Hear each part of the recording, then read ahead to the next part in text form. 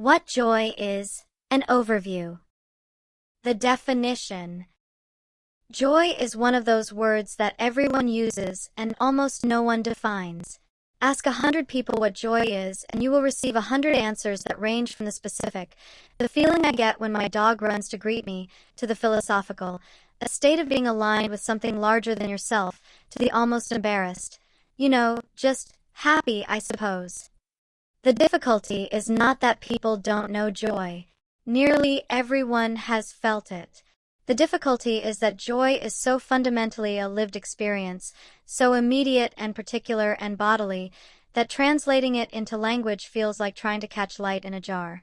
And yet that is precisely what this book attempts to do, because the failure to define joy clearly has real consequences.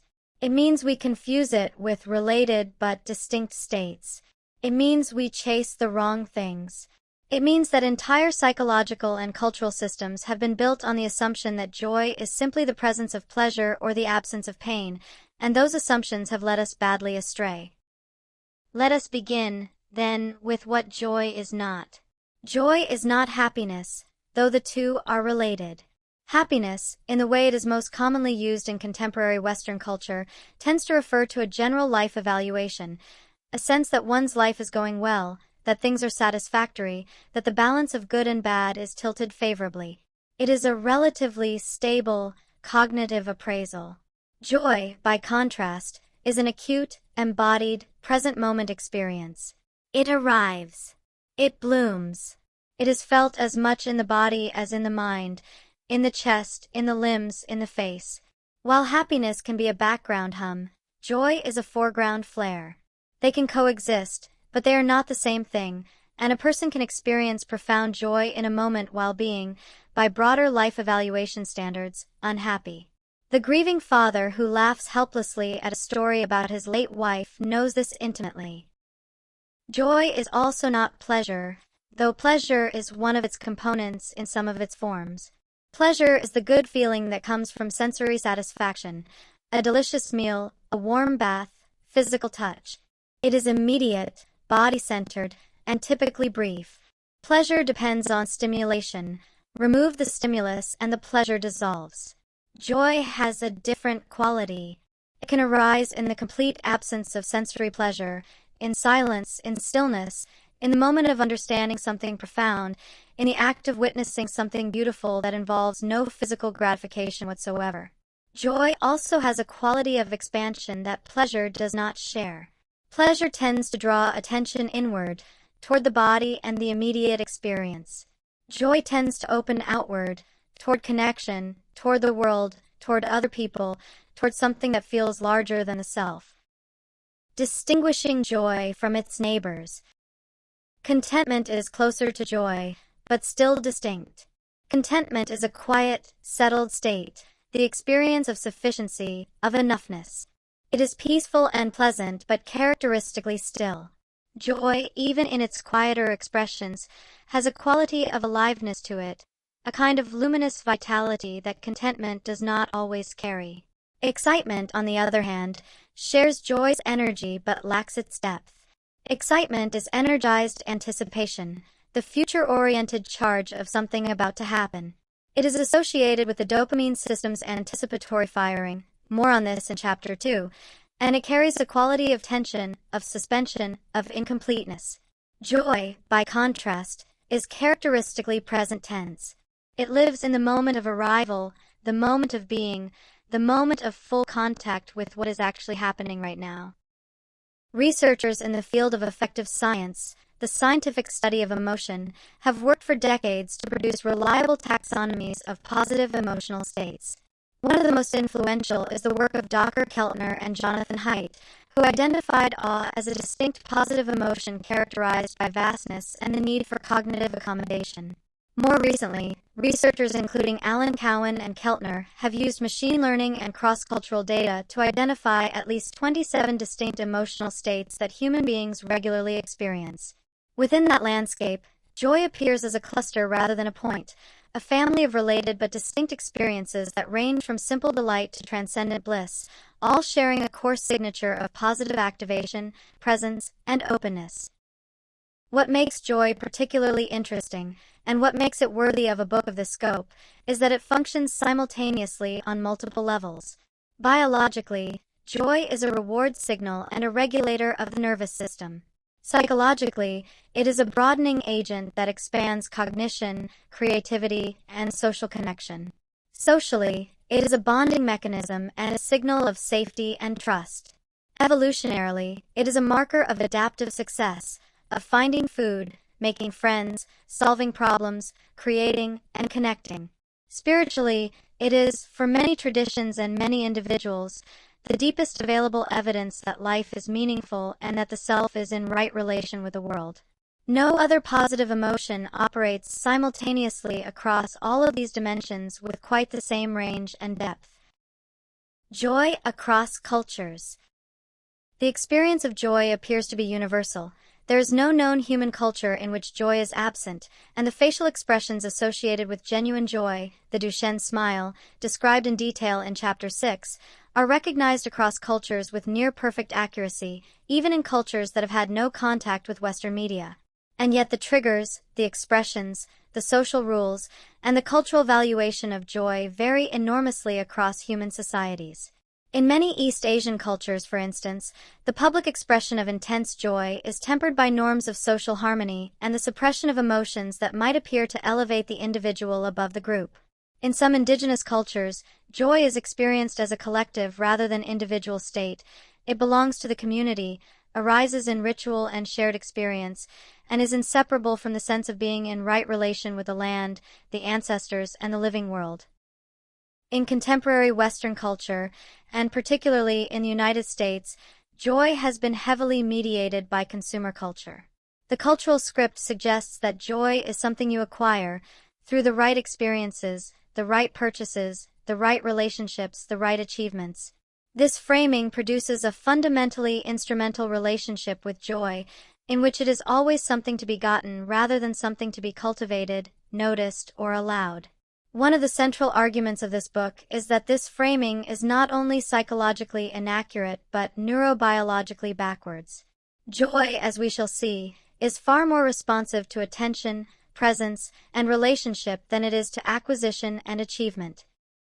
What this book will do. The chapters that follow examine joy from every angle available to serious inquiry.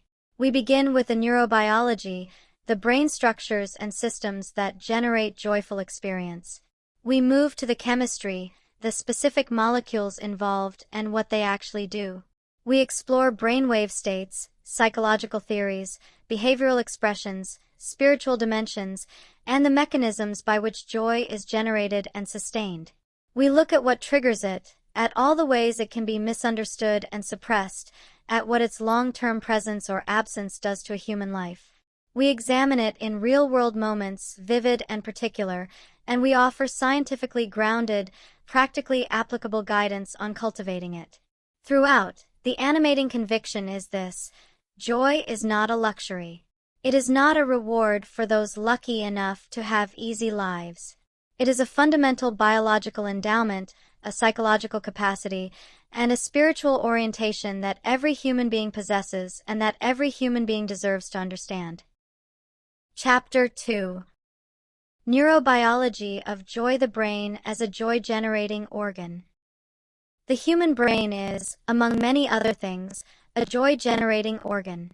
This is not a metaphor or an aspiration. It is a straightforward description of one of the brain's fundamental biological functions. The neural circuitry dedicated to producing, sustaining, and learning from positive emotional experiences is ancient, evolutionarily conserved, and exquisitely sensitive. It did not develop by accident. The brain's capacity for joy is as purposeful as its capacity for fear or pain, and understanding its architecture is the first step toward understanding why joy works the way it does, why it feels the way it feels, and why some people find it so much more accessible than others. The primary neural system involved in joy is the mesolimbic dopamine system, sometimes called the brain's reward pathway. To understand this system, it helps to begin with geography. Deep in the brainstem sits a small but extraordinarily powerful cluster of neurons called the ventral tegmental area, or VTA. These neurons produce dopamine, a chemical messenger, and project their axons, the long tendrils that neurons use to communicate, forward to a region called the nucleus accumbens, located in the basal forebrain. The nucleus accumbens is sometimes called the brain's pleasure center, though this description is, as we will see, somewhat misleading. From the nucleus accumbens, connections extend further forward to the prefrontal cortex, the brain's executive center, where dopamine signals are integrated with conscious thought, planning, and decision-making. This entire network, VTA to nucleus accumbens to prefrontal cortex, forms the backbone of the brain's reward system, and it is at the center of every joy experience that has ever been felt by any human being who has ever lived. Wanting versus liking, the critical distinction. One of the most important discoveries in the neurobiology of joy, and one of the most counterintuitive, is the distinction between wanting and liking. These two experiences feel so closely related that we tend to assume they are driven by the same brain systems. But pioneering research by neuroscientist Kent Berridge and his colleagues at the University of Michigan revealed that they are not. The wanting system, the anticipatory drive toward a reward, the motivation to seek something out, is primarily driven by dopamine, produced in the VTA and distributed across the mesolimbic pathway. The liking system, the actual pleasure and joy of receiving and enjoying a reward, is driven primarily by a different set of chemicals. The opioid system, particularly the mu-opioid receptors concentrated in specific hedonic hotspots within the nucleus accumbens and, to a lesser extent, the ventral pallidum and parabrachial nucleus. What this means in practice is that the anticipatory excitement you feel when something wonderful is about to happen, the dopamine surge of wanting, is neurobiologically distinct from the warm, glowing, embodied satisfaction you feel when you are in the middle of a joyful experience, the opioid-mediated glow of liking. Both are components of the full joy experience, but they are chemically and anatomically separate, and they can become decoupled in important ways. Addictive behavior, for instance, is characterized by a ferocious wanting system that has become entirely disconnected from genuine liking. The person craves intensely but derives diminishing actual pleasure from the thing craved. Understanding this distinction helps explain why the relentless pursuit of pleasure so often fails to produce lasting joy. We are activating the wanting circuit without reliably accessing the liking circuit, and the two require different conditions to operate well. The prefrontal cortex and the experience of joy. The prefrontal cortex, the large, wrinkled expanse of neural tissue at the very front of the brain, plays a crucial and sophisticated role in the experience of joy.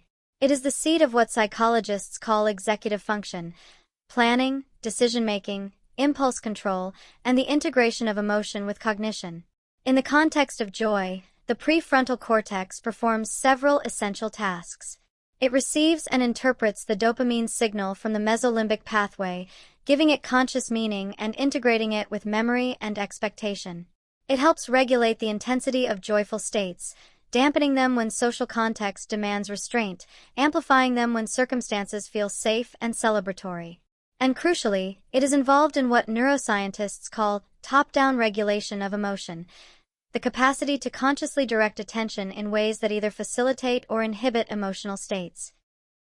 Research using fMRI, functional magnetic resonance imaging, a technology that maps which brain regions are active during different tasks by tracking blood flow, consistently shows that positive emotional states are associated with increased activity in the left prefrontal cortex, particularly the left dorsolateral prefrontal cortex.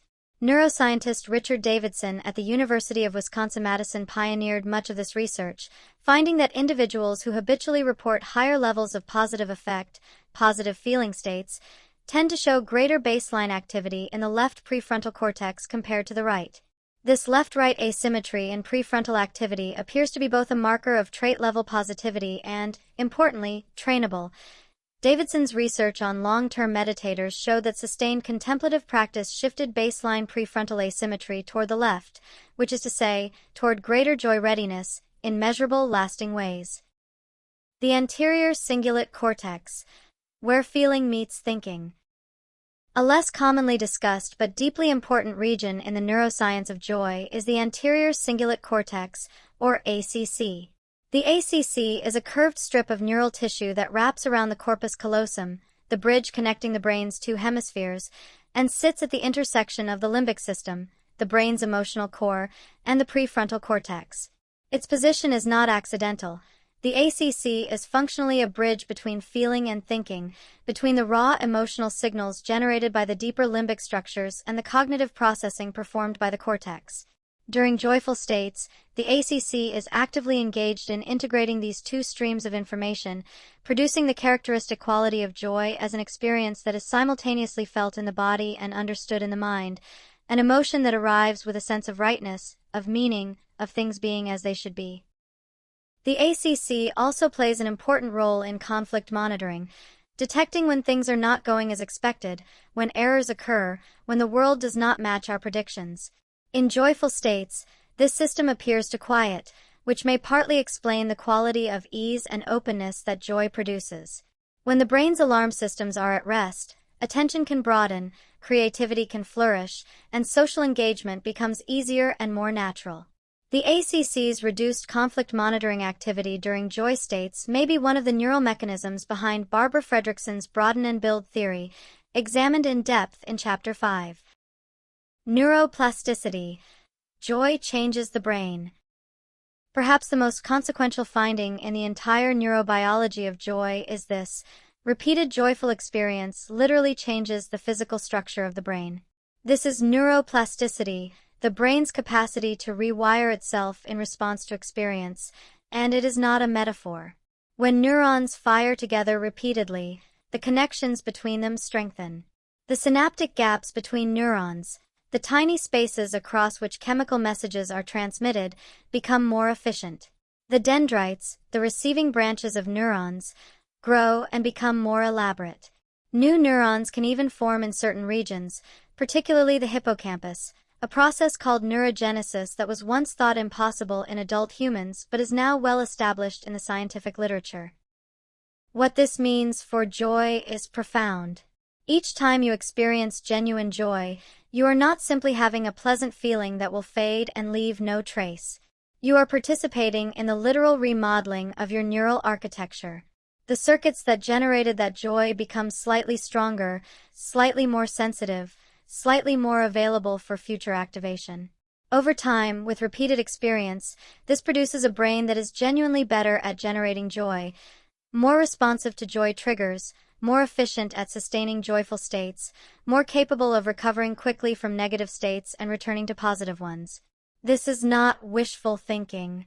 It is the mechanism by which contemplative practices, gratitude training, positive psychology interventions, and sustained exposure to beauty, play, and connection produce measurable, lasting improvements in emotional well-being. Chapter 3. Chemistry of Joy: The Orchestra of Molecules. If the brain is a joy-generating organ, then the neurochemicals it deploys are its instruments. And joy, it turns out, is not played on a single instrument. It requires an orchestra, a coordinated ensemble of chemical signals, each contributing a distinct quality to the overall experience, each necessary in its own way, and each capable of being either amplified or suppressed by circumstance, habit, thought, and relationship. Understanding the chemistry of joy is not a reductive exercise, reducing the richness of human experience to mere molecules, but an illuminating one. When you know what these chemicals actually do, the felt experience of joy stops being mysterious and starts being legible. You begin to understand why certain things reliably produce joy and others do not. You begin to understand your own emotional landscape with a clarity that is itself, in its way, joyful. The four most discussed neurochemicals in the context of positive emotional experience are dopamine, serotonin, oxytocin, and endorphins. To these, we should add GABA and the endocannabinoid system, less celebrated but no less important. Each of these plays a distinct role, and together they constitute the chemical profile of joy in its full range. Dopamine, the engine of wanting and discovery. Dopamine is the most famous neurochemical in popular culture and also the most misunderstood. It is routinely called the pleasure chemical, but as we touched upon in Chapter 2, this description misses the mark significantly. Dopamine is more accurately described as the brain's signal of prediction, anticipation, and motivated pursuit. It fires most strongly not when you receive a reward, but when you encounter the unexpected prospect of a reward, when something good happens that you did not fully anticipate, or when a cue in the environment signals that something rewarding is about to be available. Neuroscientist Wolfram Schultz, in landmark research conducted in the 1990s, demonstrated that dopamine neurons in the VTA fire in response to prediction errors, specifically to rewards that are better than expected. When a reward is exactly what was anticipated, the dopamine signal is muted. When a reward is worse than expected, dopamine neurons actually reduce their firing below baseline. This is why novelty is such a reliable joy trigger.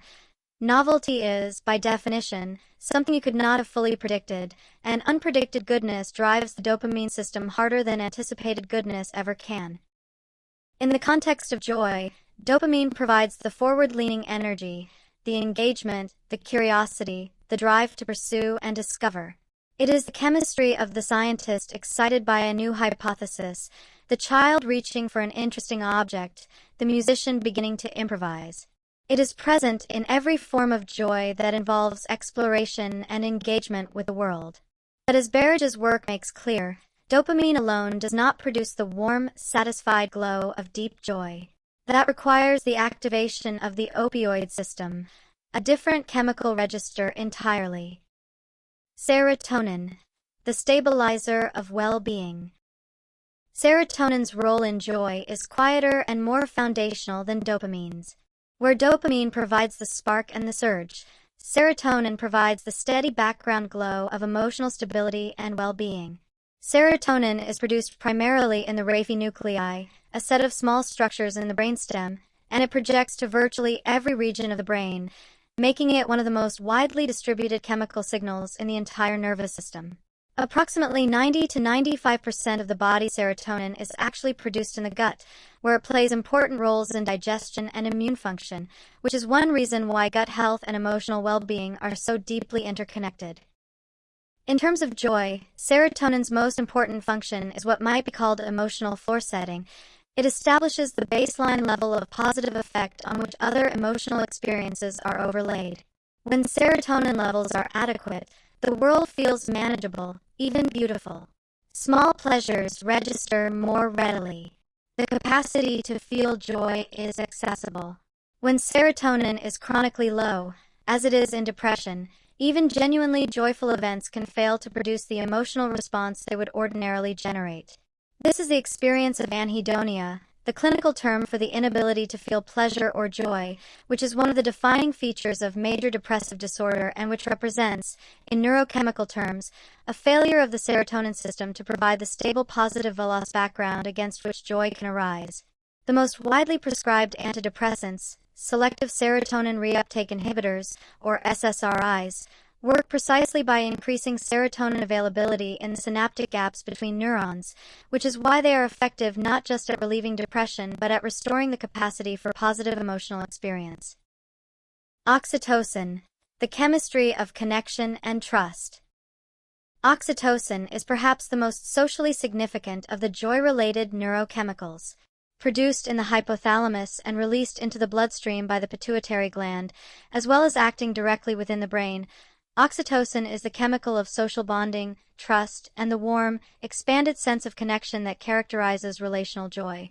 It is released during physical touch, during sustained eye contact, during the act of giving, during sexual intimacy, during breastfeeding, during cooperative activity with others, and during experiences of shared emotion.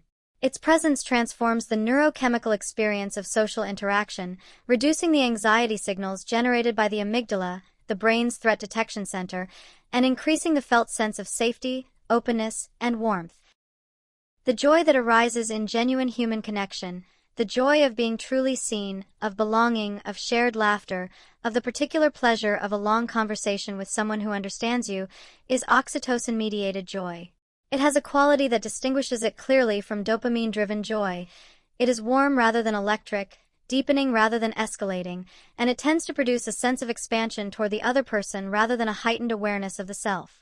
Research has found that oxytocin not only makes positive social experiences more rewarding but also makes people more generous, more trusting, more attuned to the emotional states of others, and more prosocial in their behavior generally. In this way, oxytocin creates a virtuous cycle. Joy in connection makes us more socially engaged, which generates more connection, which produces more oxytocin, which deepens joy. Endorphins, the body's natural opiates. Endorphins, the word is a contraction of endogenous morphine, meaning morphine produced within the body, are the brain's natural pain-killing and euphoria-producing chemicals. They bind to the same receptors in the brain that are targeted by opioid drugs such as morphine and heroin, which is why their effects, a warm, glowing, slightly floaty sense of well-being and pain relief, can be intensely pleasurable. Endorphins are released during intense physical exercise, producing what athletes call the runner's high, during laughter, during sustained social bonding, during the consumption of spicy foods, which trigger a mild pain response that the body compensates for with endorphin release, and during certain kinds of deep emotional experience, including crying. In the context of joy, endorphins are particularly associated with what might be called embodied joy, the kind that is felt strongly in the body, that produces a physical sense of glow and warmth and ease. They are prominent in the joy of vigorous physical play, in the joy of shared laughter, and in the complex, bittersweet joy that can arise during emotional catharsis. Importantly, endorphins and oxytocin appear to interact synergistically in the context of social joy. Shared physical activity, shared laughter, and physical contact each trigger both systems simultaneously, which is why these experiences tend to produce an especially rich and satisfying form of joy that outlasts the activity itself. GABA and the endocannabinoid system, the chemistry of ease. GABA, gamma-aminobutyric acid, is the brain's primary inhibitory neurotransmitter. Its function is to calm neural activity, reduce anxiety, and produce a sense of ease and quiet. In the context of joy, GABA is the chemical that prevents joy from tipping into overwhelm. The high arousal of intense joy can, in its absence, become anxiety or agitation. GABA's calming influence creates the neurological floor beneath excited joy states, producing the quality that distinguishes genuine joy from mere excitement or mania, a settled, grounded ease that coexists with a positive activation. The endocannabinoid system, named because its receptors are also the targets of the active compounds in cannabis, is a less commonly discussed but deeply important player in the chemistry of joy. The brain produces its own cannabinoid-like molecules, called endocannabinoids, particularly anandamide, whose name derives from the Sanskrit word for bliss, which bind to CB1 receptors throughout the brain and body. The endocannabinoid system plays a role in regulating mood, appetite, pain, memory, and, crucially, the experience of what researchers sometimes call the glow of joy, the soft, diffuse, non-directed sense of well-being and openness that can follow positive experiences and that is distinct from the sharp activation of dopamine or the warm bonding quality of oxytocin. Anandamide in particular appears to modulate what neuroscientists call hedonic tone, the background pleasantness or unpleasantness of one's general experience, and its levels are reduced by stress and increased by exercise, meditation, and social connection. Brain waves and joy, the electrical language of the brain. The brain communicates not only through chemical signals but through electrical ones. Neurons fire in patterns, and when large numbers of neurons fire in coordinated rhythms, those rhythms produce electrical oscillations that can be detected at the surface of the skull using a technology called electroencephalography, or EEG. These oscillations are categorized by their frequency, how many cycles per second they complete, into what are called brainwave bands. Each band is associated with different states of consciousness, cognitive activity, and emotional experience. Understanding what happens to these brainwave patterns during joy states offers a complementary and illuminating window into the neurobiology of positive emotion, one that reveals not just which chemicals are present but what kind of activity, what quality of consciousness, joy produces and requires.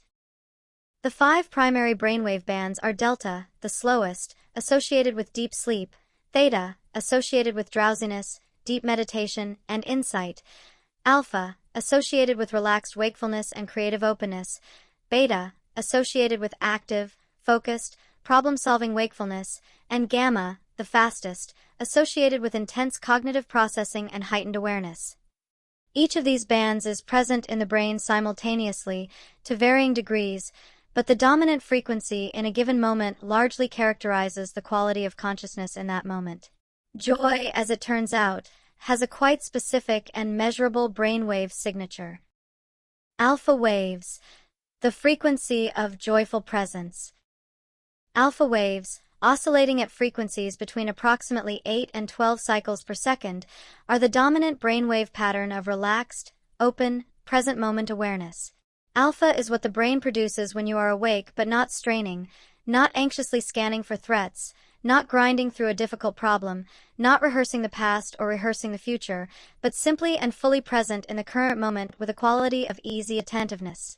It is the frequency of the artist looking at the canvas, the musician listening to the ensemble, the meditator resting in open awareness, the person sitting quietly in a beautiful garden who is neither thinking about tomorrow nor worrying about yesterday but simply being here, now, alive to this. Research consistently shows that genuine joy states are accompanied by increases in alpha wave activity, particularly in the frontal and parietal regions of the brain. This is not merely a correlation. The relationship appears to be bidirectional.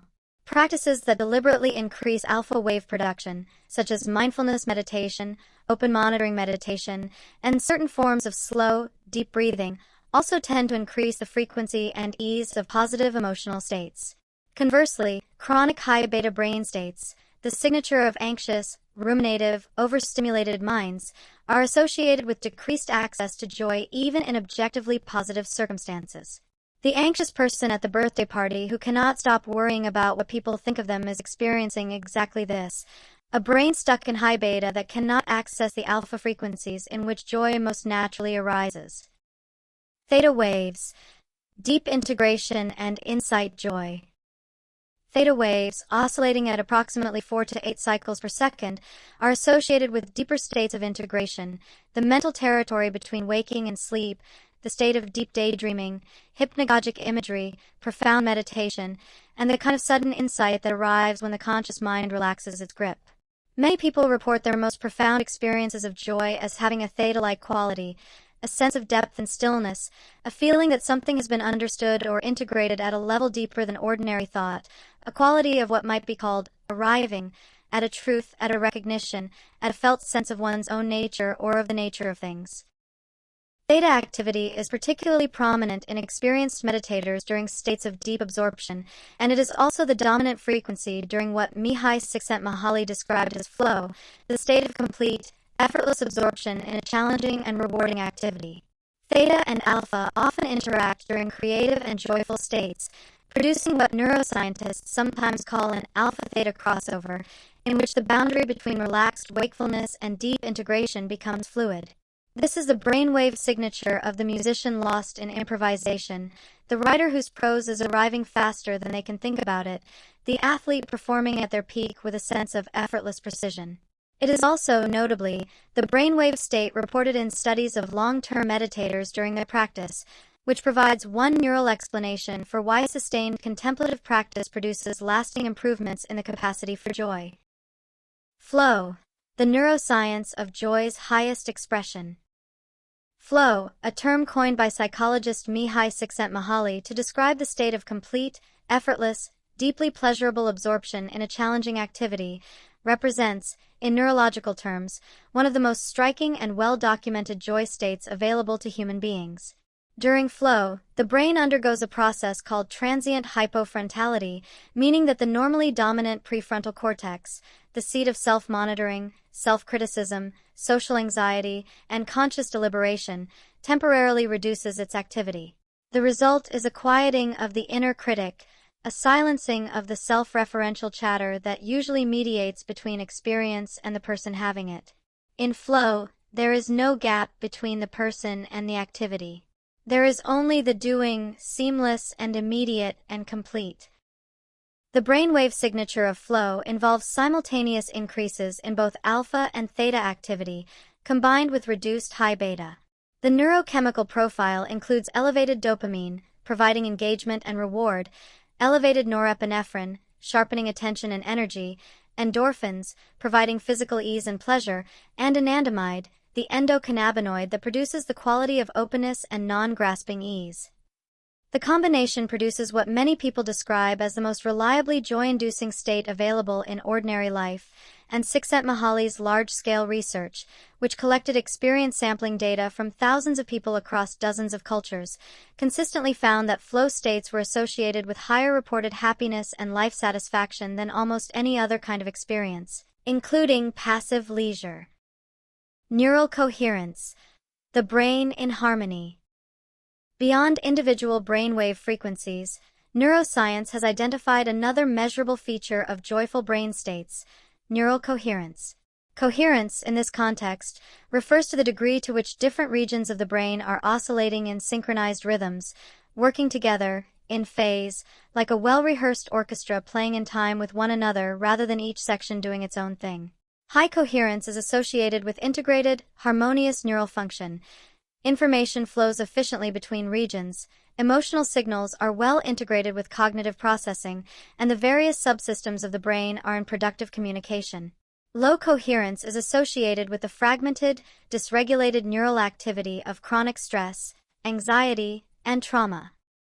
Research on meditation, positive emotional states, and experiences of awe and transcendence consistently finds increased neural coherence, a measurable increase in the degree to which brain regions are working together in synchronized patterns.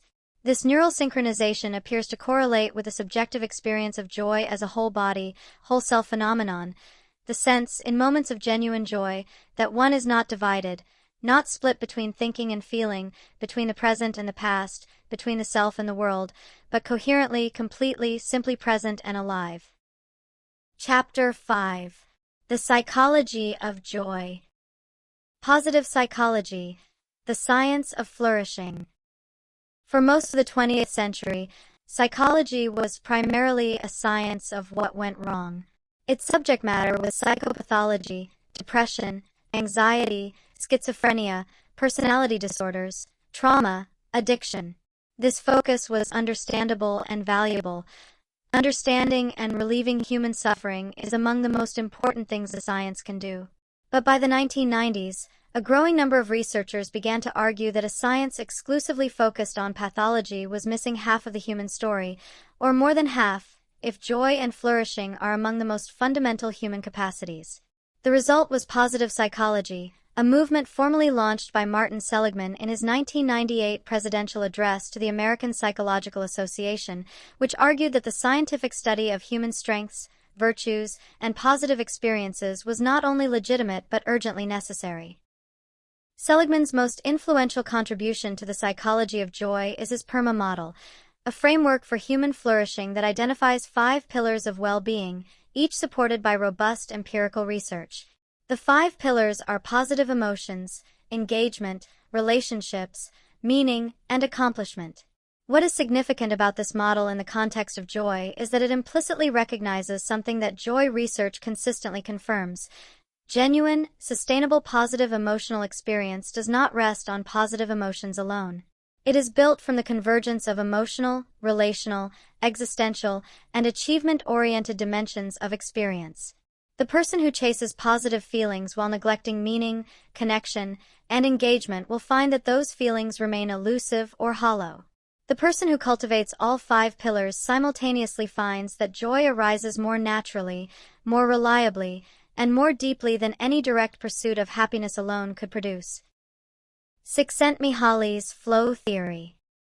Mihai Csikszentmihalyi, whose name is pronounced roughly Csikszentmihalyi, a fact he acknowledged with characteristic good humor, spent decades studying what he called optimal experience, the moments in human life that people describe as most rewarding, most fully alive, most intrinsically motivating.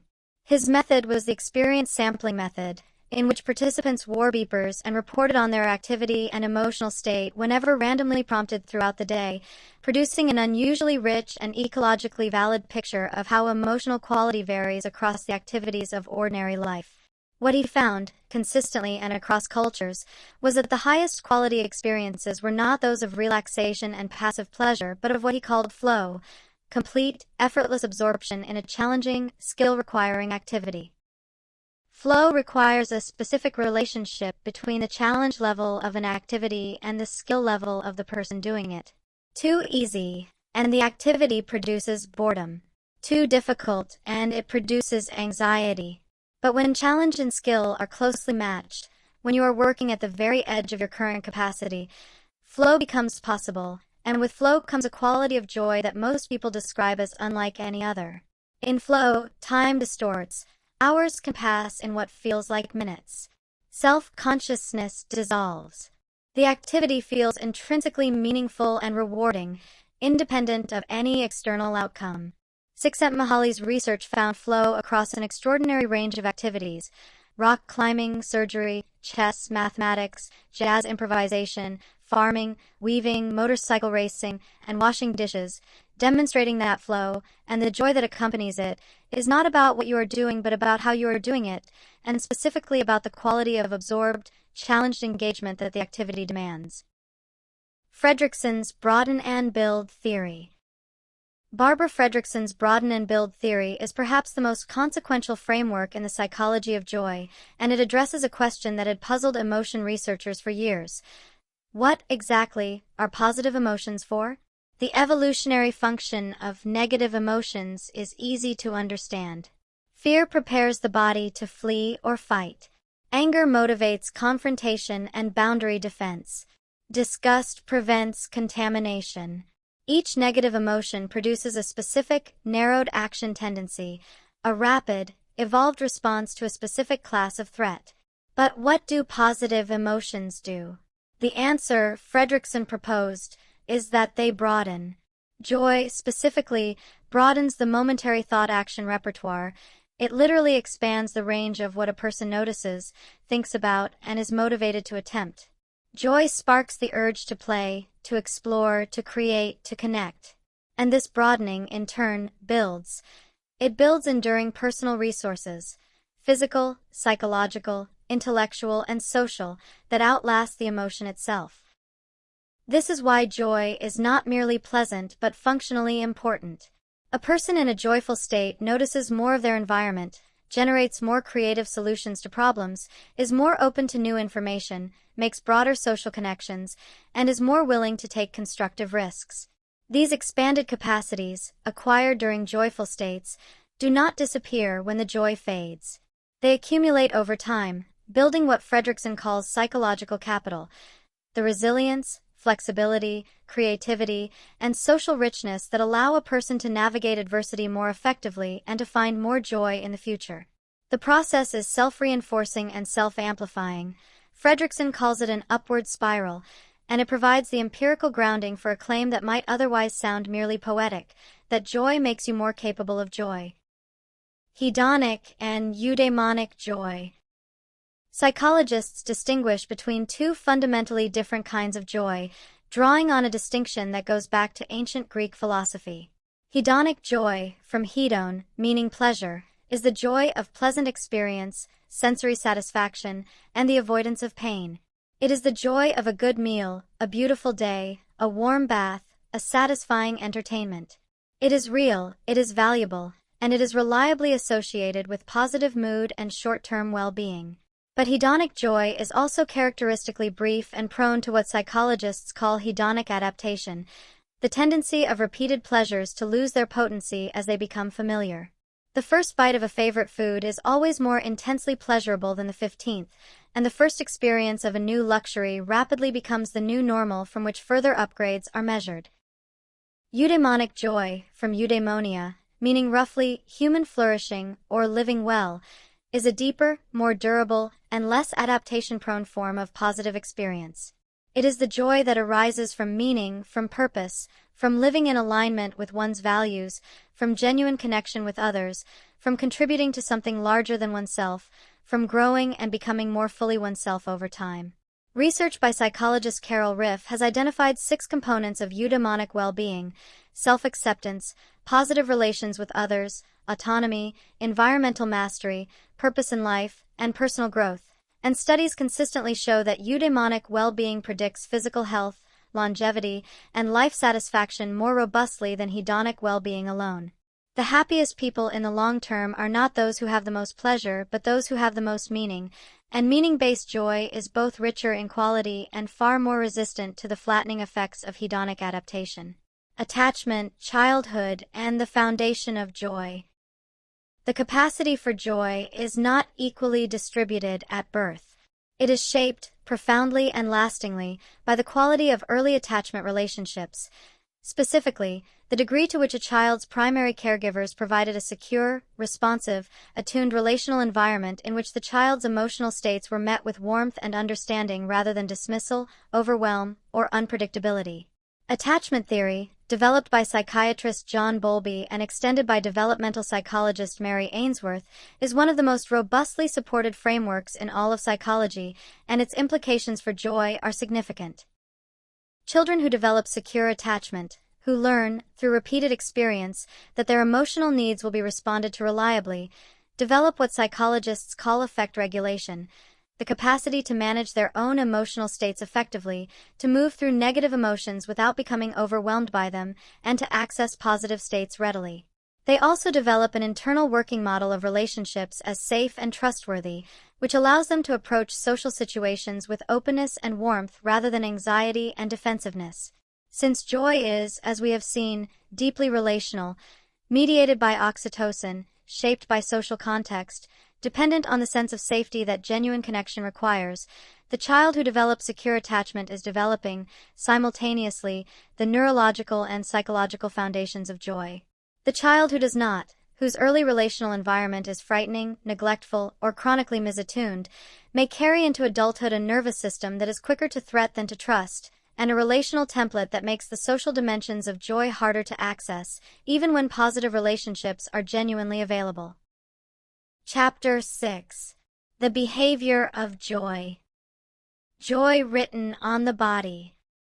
Joy is not an interior event alone.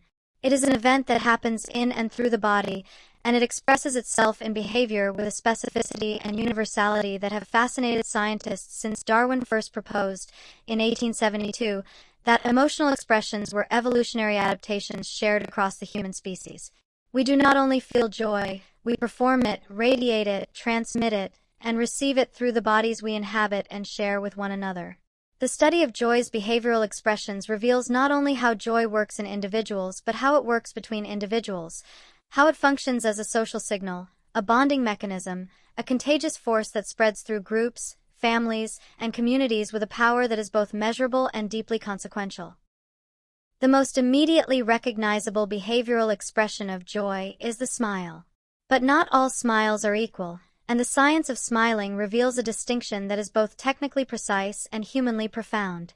In the 1860s, French neurologist Guillaume Duchenne de Boulogne used electrical stimulation of facial muscles to study the mechanics of facial expression, and he identified two fundamentally different kinds of smile. The social smile, the one most of us produce dozens of times a day in response to social cues and expectations, involves primarily the zygomatic major muscle, which pulls the corners of the mouth upward. It can be produced voluntarily, and it often is, regardless of inner emotional state. The genuine smile of joy, now called the Duchenne smile in his honor, is different. It involves not only the zygomatic major but the orbicularis oculi, the muscle that encircles the eye and produces the characteristic crinkling at the corners, the crow's feet, and the lifting of the cheeks. The orbicularis oculi cannot be reliably controlled voluntarily. It fires spontaneously in response to genuine positive emotional experience. When someone is truly joyful, their eyes smile as fully as their mouths, and trained observers, and indeed most untrained ones, can detect the difference immediately. Open posture and the body's joy architecture. Beyond the face, joy expresses itself across the entire body in ways that are recognizable, measurable, and functionally significant. Joy is associated with what psychologists call approach motivation, an orientation toward the world characterized by openness, expansion, and movement toward rather than away from. This orientation is literally embodied. Joyful people adopt open postures, with shoulders relaxed and back, arms uncrossed, head lifted, gaze directed outward rather than downward. They make more eye contact. They move with greater ease and fluidity. Their voices tend to be warmer, more varied in tone, and more responsive to the voices of others. These behavioral changes are not merely incidental expressions of an interior state. Research by social psychologist Amy Cuddy and others suggests that the relationship between posture and emotional state is bidirectional. Adopting an open, expansive posture can itself shift the internal experience, increasing confidence and reducing anxiety, though the mechanisms and magnitude of this effect remain actively debated in the scientific literature. What is less contested is that joy's open body signature serves important social functions. It signals safety and benevolence to others, invites reciprocal openness, and creates the physical conditions for the kind of genuine, close, face-to-face interaction that generates oxytocin and deepens social bonds. Laughter, play, and dance. Laughter is perhaps the most socially potent behavioral expression of joy, and it is far stranger and more interesting than its familiarity suggests. Laughter in humans is largely involuntary, triggered by social cues, primarily by other people, rather than by solitary stimulus. Research by neuroscientist Robert Pravini found that people are approximately 30 times more likely to laugh in social situations than alone, and that laughter is as much a signal directed toward others as it is a response to something funny. Laughter triggers the release of endorphins in both the laugher and those who hear and share the laughter, producing what might be described as a biochemical kindness, a gift of neurochemical well-being that moves between people through the simple act of shared amusement. Play, the spontaneous, intrinsically motivated engagement in activity for its own sake, is the behavioral context in which joy arises most naturally and most reliably for children, and it remains a primary joy pathway for adults who have not abandoned it. Neuroscientist Jake Panksepp, whose work on the primary emotional systems of mammals is among the most important in effective neuroscience, identified a dedicated play system in the mammalian brain, a circuit that generates the specific joy of rough-and-tumble play, social play, and the kind of exuberant, physically expressive joy that children embody unself-consciously and that adults often need to relearn.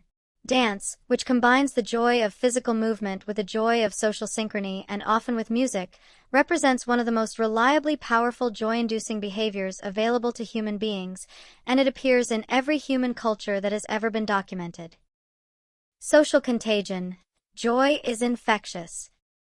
One of the most remarkable features of joy as a behavioral phenomenon is its social contagion, its capacity to spread from person to person through imitation, resonance, and what neuroscientists call co-regulation.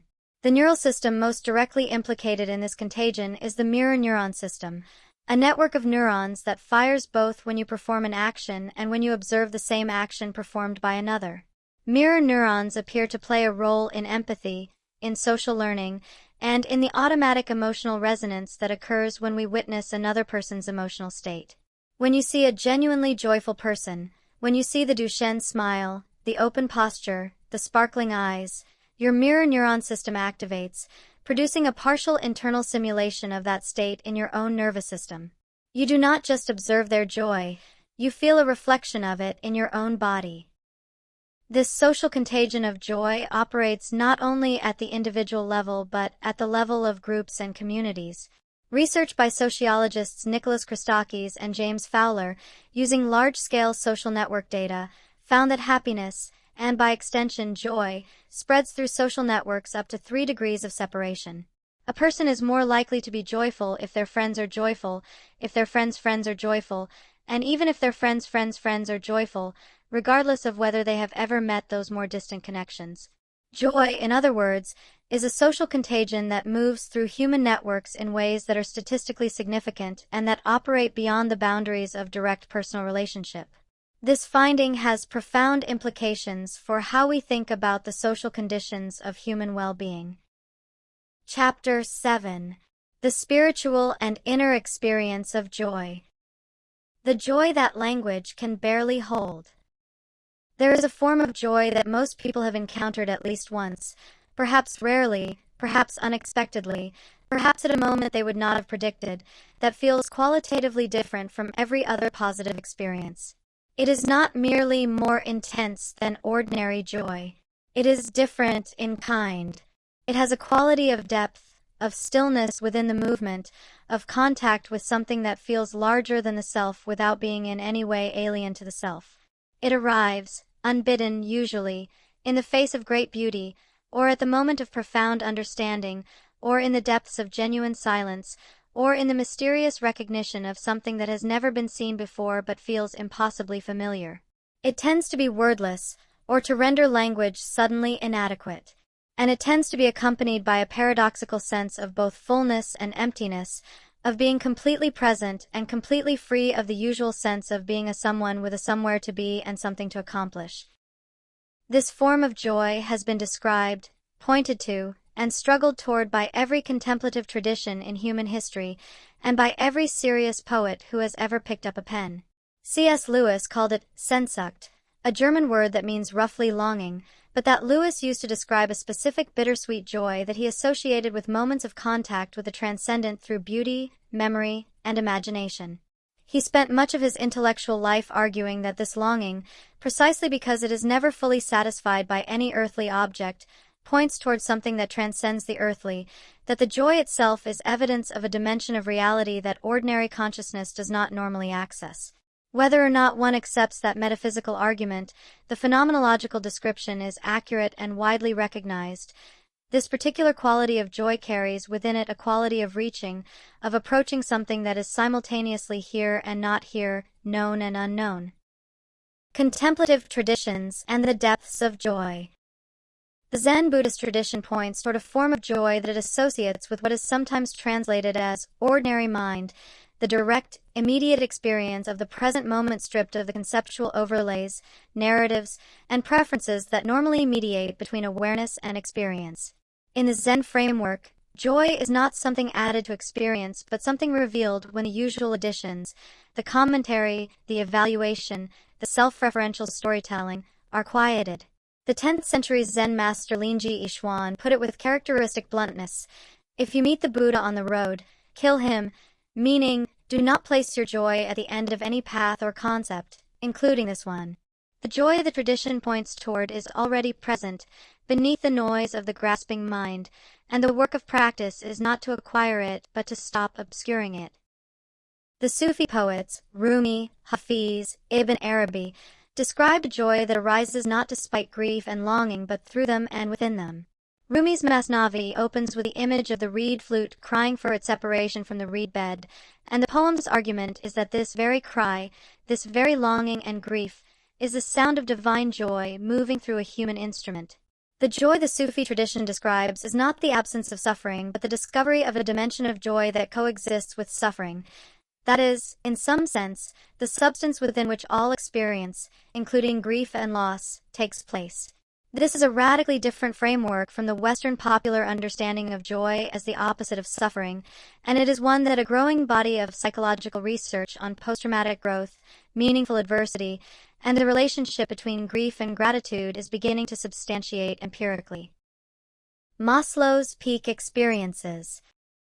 Abraham Maslow, the humanistic psychologist best known for his hierarchy of needs, devoted significant attention to what he called peak experiences, moments of especially intense, joy-saturated, self-transcendent experience that he collected accounts of from students, friends, and subjects across many years of research. Peak experiences, as Maslow described them, share several characteristic features: a sense of unity and wholeness, a loss of ordinary self-consciousness, a quality of timelessness.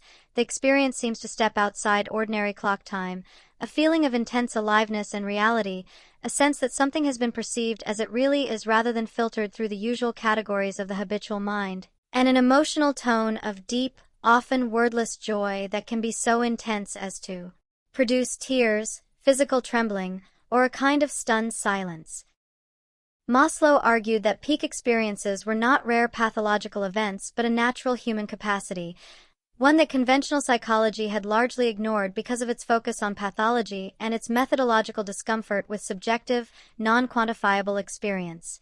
He found that people who reported frequent peak experiences tended to be what he called self-actualizing, living in alignment with their deepest values, engaged in work they found genuinely meaningful, in honest and open relationship with others, and characterized by a quality of aliveness and curiosity that he distinguished sharply from mere social adjustment or the absence of neurosis. The frequency of peak experiences, he found, was not a function of external circumstance but of internal orientation, of the quality and direction of attention, of the willingness to be fully present and open to experience. Awe, the expanding edge of joy. Awe occupies a special place in the landscape of joy. It is the emotion triggered by encountering something so vast, so complex, so powerful, or so beautiful that the existing mental structures through which we normally organize experience are momentarily insufficient. The psychologists Dr. Keltner and Jonathan Haidt, in their foundational theoretical paper on awe published in 2003, described awe as involving two core features: perceived vastness, the experience of encountering something much larger than oneself or one's ordinary experience, and the need for accommodation, the mental effort required to update one's understanding to encompass the vast thing. This cognitive challenge, rather than producing anxiety, tends to produce, when the vast thing is also perceived as benevolent or beautiful, a deeply pleasurable and joy-saturated state characterized by a temporary dissolution of the habitual sense of being a separate, bounded self. Research on awe has found that it reliably produces a reduction in the default mode network activity, the brain network associated with self-referential thought, mind-wandering, and the narrative sense of self, and an increase in present-moment attentional engagement. It also produces measurable physical effects: a tingling or chilling sensation, colloquially called chills or frisson, slowed breathing, widened eyes, and a distinctive cognitive state that Keltner has described as small self, the felt sense of being much smaller, but also more connected to a much larger whole than the usual egocentric perspective provides.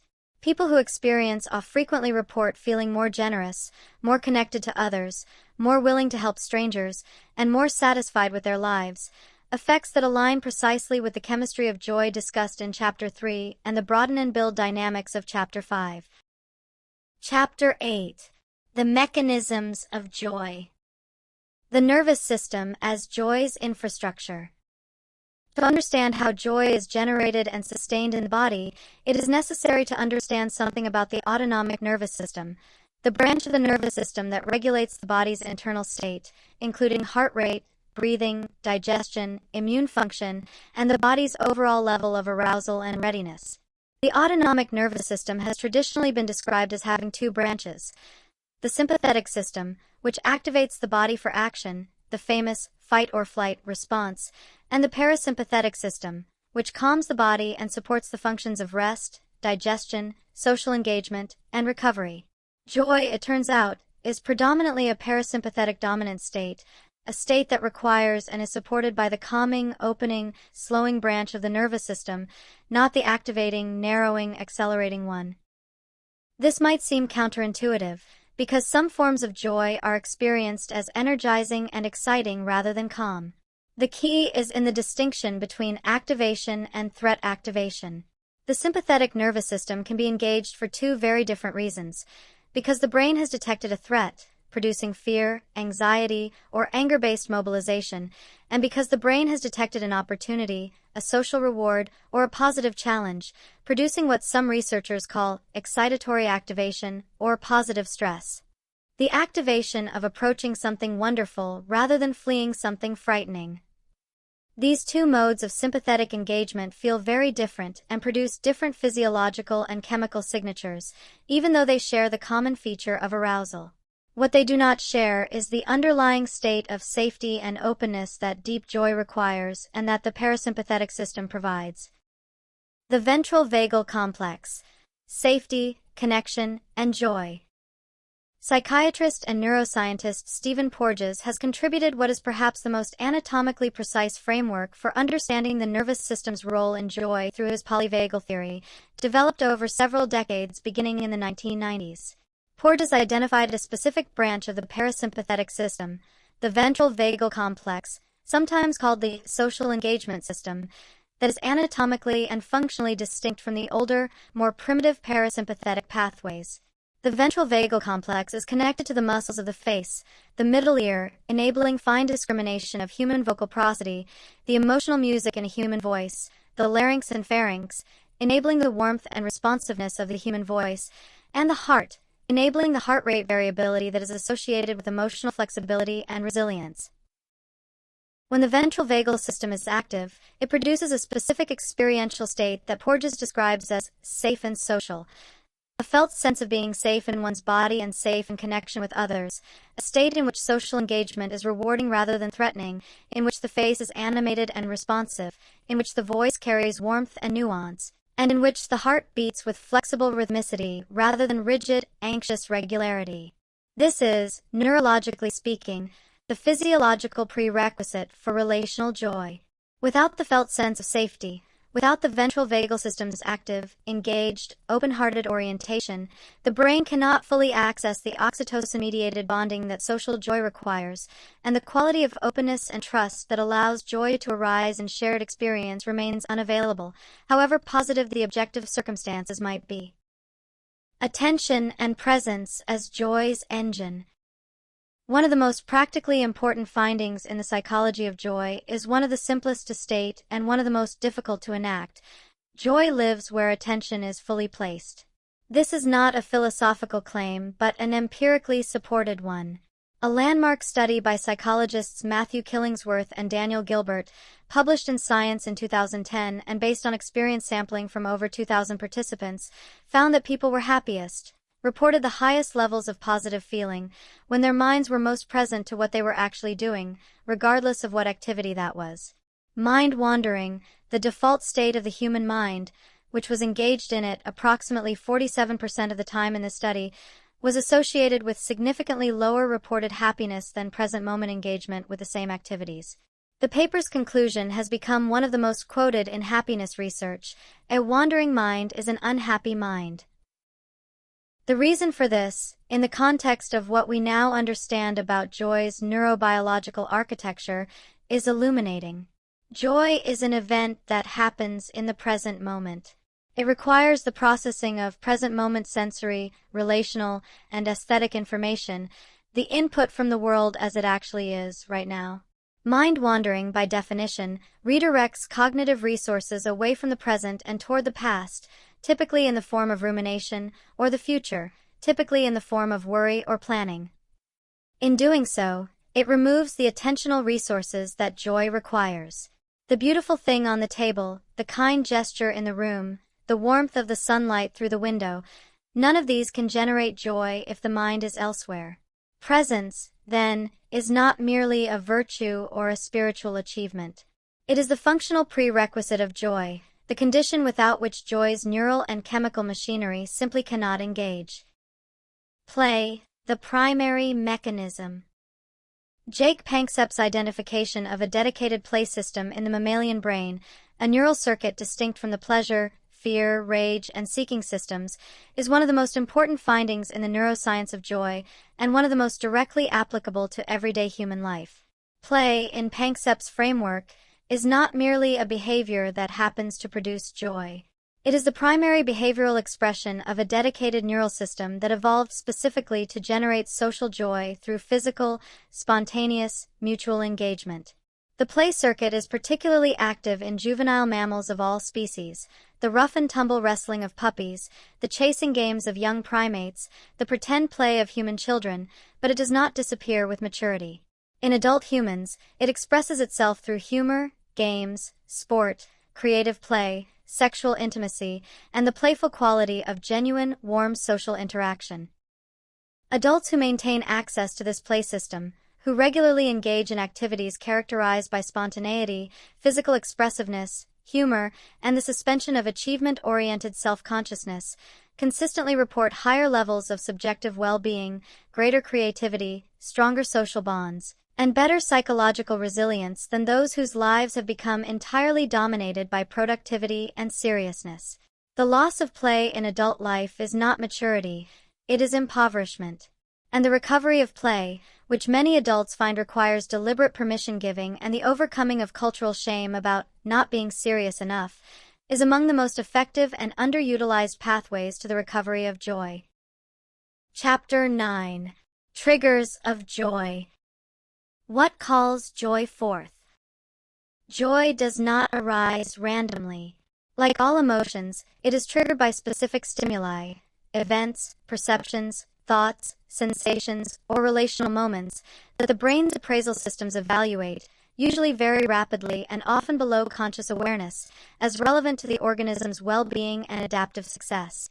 Some of these triggers appear to be universal, shared across cultures, ages, and individual histories with sufficient consistency to suggest that they are rooted in the evolved architecture of the human nervous system. Others are deeply individual, shaped by personal history, temperament, attachment patterns, and cultural context in ways that make them idiosyncratic and sometimes baffling to others. Understanding both kinds of triggers is essential to understanding why joy arises when it does, and how to cultivate the conditions in which it arises more often. The most reliably universal joy triggers cluster around a handful of fundamental themes. Novelty and discovery. The encounter with something genuinely new, unexpected, or previously unknown is among the most powerful. As we established in Chapter 3, the dopamine system fires most intensely in response to unpredicted positive stimuli, and novelty by definition carries this quality of positive unpredictability. The infant who sees a new face, the scientist who encounters an anomalous datum, the traveler who turns a corner onto an unexpected vista, all are experiencing variations of the same ancient neural response to the discovery of something new and good in the world. This is why curiosity and joy are so closely related. Curiosity is the forward edge of joy, the anticipatory state that precedes the dopamine surge of discovery. Social connection and belonging. Social connection and the experience of genuine belonging rank among the most powerful and most universal joy triggers available to human beings. The evidence for this is both evolutionary and empirical. Human beings are among the most intensely social of all mammals. Our survival as a species has depended, throughout most of our evolutionary history, on our ability to form and maintain stable cooperative groups. The neural and chemical systems that make social connection feel rewarding, particularly the oxytocin and opioid systems, are therefore ancient, powerful, and extraordinarily sensitive. The joy of being truly seen by another person, of belonging fully to a group, of shared laughter, of the specific warmth that arises when someone demonstrates genuine care for your well-being, triggers a neurochemical cascade that is both immediate and powerfully motivating. Research by Julianne Holt-Lundstad and colleagues, synthesizing data from over 300,000 participants across multiple studies, found that strong social relationships were associated with a 50% increase in the likelihood of survival compared to weak social connections, an effect size comparable to quitting smoking and larger than the effects of obesity, physical inactivity, or alcohol consumption. Joy, in the form of social belonging and genuine connection, is not merely pleasant. It is, quite literally, life-sustaining. And the absence of social connection, loneliness, is among the most reliable suppressors of joy available, producing a neurobiological state characterized by threat vigilance, reduced oxytocin, impaired sleep, and the kind of chronic low-grade physiological stress that, sustained over time, damages health at a cellular level. Beauty, nature, and the aesthetic trigger. Beauty, visual, auditory, and natural, is another universal joy trigger, though the specific forms of beauty that produce the most powerful responses vary significantly across individuals and cultures. The experience of natural beauty appears to be among the most universally shared, with research consistently showing that exposure to natural environments, forests, coastlines, mountains, open skies, flowing water, produces rapid, measurable reductions in physiological stress markers, cortisol, blood pressure, heart rate, and increases in positive affect. This response appears to be rooted in evolutionary history. Human beings evolved in natural environments, and the landscape features associated with safety, abundant resources, and navigability, the combination that the environmental psychologists Rachel and Stephen Kaplan called prospect and refuge, may have been wired into the nervous system as positive signals over millions of years. Musical beauty is another extraordinarily powerful and well-studied joy trigger. Music is unique among aesthetic stimuli in its capacity to produce chills, the physical tingling and goosebump response that accompanies peak aesthetic joy in a significant proportion of listeners. Research by neuroscientist Robert Zator and colleagues at McGill University has shown that musical chills are accompanied by dopamine release in the nucleus accumbens and caudate nucleus, demonstrating that musical beauty activates the brain's reward system in ways that are neurobiologically indistinguishable from other joy-producing experiences. The specific musical features that produce chills, unexpected harmonic resolutions, the solo voice emerging from a choral texture, the sudden shift from minor to major key, are all variations on the theme of positive prediction error, the good surprise that drives the dopamine system to its highest expression. Mastery, giving, and the joy of awe. The experience of mastery, of accomplishing something at the edge of one's current ability, of successfully meeting a genuine challenge, of the felt sense that one has genuinely grown, is a reliable and deeply satisfying joy trigger that operates through multiple neural systems simultaneously. The dopamine system fires in response to the achievement itself. The endorphin system releases in response to the effort and exertion that preceded it. The serotonin system receives a boost from the social recognition and self-esteem reinforcement that mastery typically brings. And the prefrontal cortex integrates all of these signals with a narrative of the self, with a story we tell about who we are and what we are capable of, in ways that can produce a quality of joy that is particularly durable and particularly resistant to hedonic adaptation, precisely because it is attached not to a thing obtained but to a capacity developed.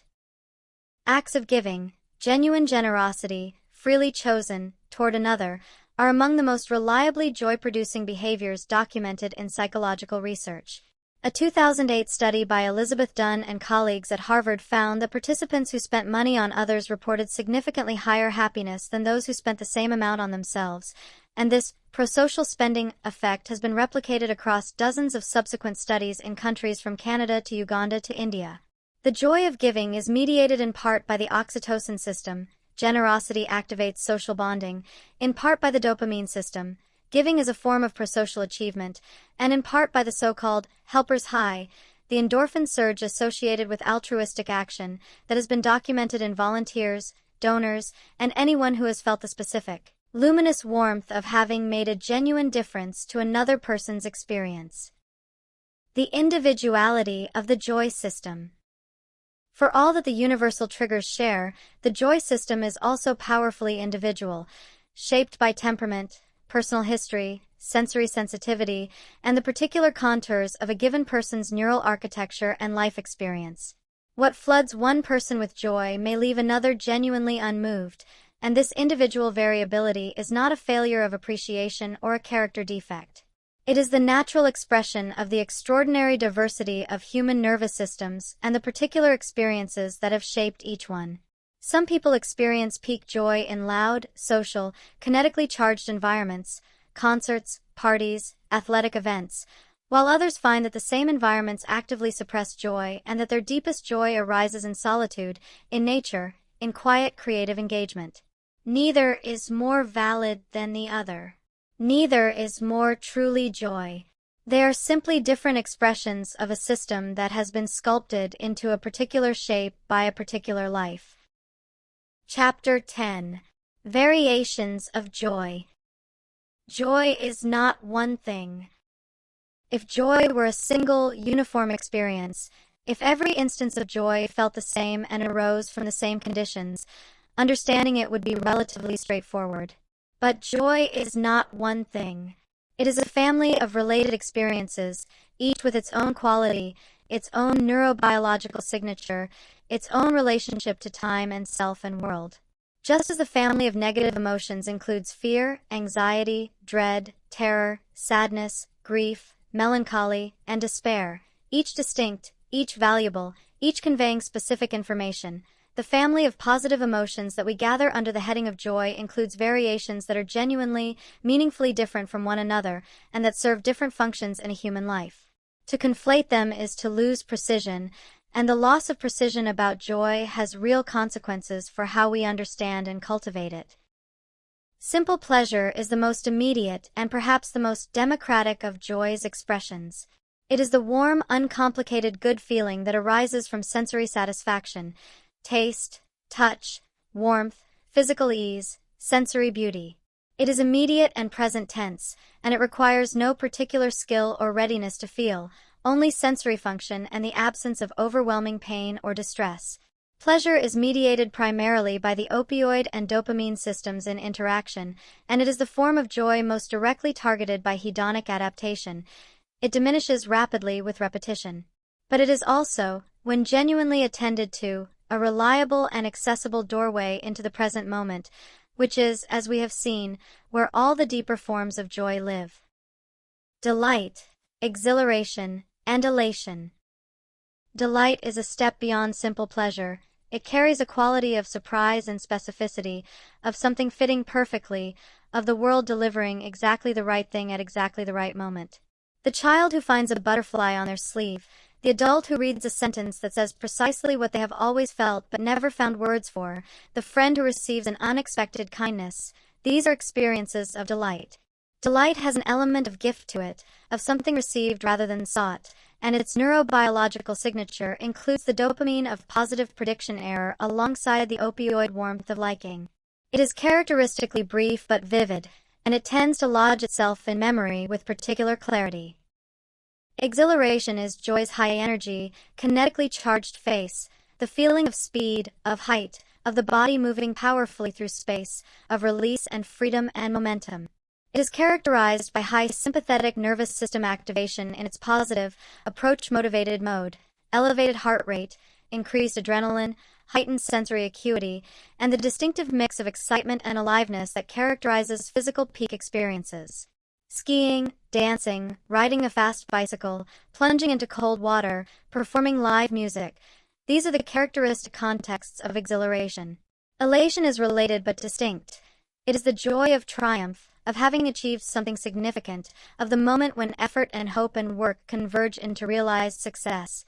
Elation has a quality of completion, of arrival, the raised fist, the tears of relief and pride, the disbelief that the thing hoped for has actually come to pass. Ecstasy, bliss, and transcendent joy. Ecstasy, from the Greek ekstasis, meaning literally to be outside oneself, is joy's most extreme and cognitively disorienting form. In ecstasy, the ordinary boundaries of self dissolve. The sense of being a separate, boundaried entity located in a specific body in a specific place at a specific time loses its usual solidity. What remains is a quality of pure, overwhelming positive experience, of being flooded with joy so completely that there is no self left to contain or evaluate it, only the experience itself, luminous and boundless. Ecstasy is reported in religious and mystical experience, in the peak moments of great art performance and athletic achievement, in certain states of love and sexual intimacy, and in the effects of certain psychedelic substances, which produce ecstatic states through their interaction with serotonin receptors, specifically the 5-HT2A receptor, in ways that are beginning to be understood and cautiously explored in clinical research contexts. Bliss, as distinct from ecstasy, has a quality of stillness rather than dissolution. Where ecstasy is dynamic and overwhelming, bliss is still and complete. It is the joy of absolute sufficiency, the felt sense that everything is exactly as it should be, that nothing is missing, that the present moment is not a step toward something else but complete in itself. Contemplative traditions across cultures consistently describe deep meditative states in terms that correspond closely to what psychologists would call bliss, the Sanskrit concept of ananda, divine bliss or beatitude, the Buddhist concept of sukhavihara, abiding in ease, the Christian mystical concept of beatitude.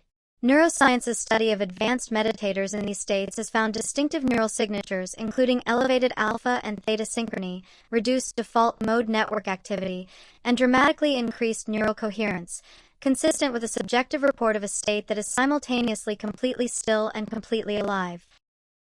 Grief-touched joy and the bittersweet. Among the most humanly significant and least discussed variations of joy is what might be called grief-touched joy, the specific, complex positive experience that arises in the presence of loss, absence, or mortality. When a grieving person laughs suddenly at a remembered story about the person they have lost, what they feel is not simply happiness interrupting sadness. It is a genuinely distinct emotional state in which joy and grief are simultaneously present, neither canceling the other, each deepening the other's resonance. The laughter is real. The grief is real. They coexist in a way that only the willingness to feel both makes possible, and the quality of joy that arises in this bittersweet space is, many people report, among the most tender and most meaningful they have ever felt. Several cultures have developed specific vocabulary for this bittersweet joy, recognizing its distinctive quality. The Portuguese word saudade, which appears in the song tradition of Fado as a central emotional theme, describes a melancholic longing for something loved and lost or perhaps never quite attained, combined with a kind of sweetness in the very intensity of the longing. It is the joy of loving something deeply enough that its absence aches. The Japanese concept of mono no aware, roughly, the pathos of things, or the bittersweet awareness of transience, is central to the Japanese aesthetic tradition, expressing the joy that arises precisely from the recognition that everything beautiful is impermanent, the cherry blossoms that are most beautiful at the moment they are falling. These cultural concepts encode an emotional wisdom that contemporary Western culture tends to ignore, that the deepest joy is often most vivid at the border of grief, and that the willingness to feel both together is a form of maturity and courage. Chapter 11. Misinterpretations of Joy. The ways we get joy wrong. For all the progress that has been made in the scientific understanding of joy, the popular culture of joy is riddled with misinterpretations that range from the mildly unhelpful to the actively harmful. These misinterpretations matter, not merely as intellectual errors to be corrected, but because they shape behavior, create suffering, and prevent access to the very thing they claim to promote. A person who confuses genuine joy with performed cheerfulness and spends their energy performing rather than feeling will not find joy. A person who has been told that negative emotions are the enemy of happiness and learns to suppress sadness, anger, and grief will find that they have also suppressed joy, since emotional suppression is characteristically non-selective. A person who mistakes the frantic activation of excitement or mania for joy will chase an experience that is not joy and wonder why it never satisfies. Understanding what joy is not is therefore as important as understanding what it is. Perhaps the most pervasive and damaging misinterpretation of joy in contemporary culture is what psychologists and popular commentators have come to call toxic positivity, the cultural imperative to maintain a positive emotional presentation at all times, to reframe every difficulty as an opportunity, to insist that everything is fine or at least that it will be, and to treat the experience and expression of negative emotions as a moral failure or a form of weakness. Toxic positivity weaponizes the concept of joy, turning it from a genuine, embodied, present-tense experience into an ideological demand. It instructs people not to feel what they actually feel, which is not only psychologically harmful but directly counterproductive in terms of joy. Research consistently shows that the suppression of negative emotions reliably suppresses positive ones as well. You cannot selectively numb. The same openness that allows grief to be felt is the openness that allows joy to be felt, and closing down one closes down both. Performed happiness and the joy of authenticity.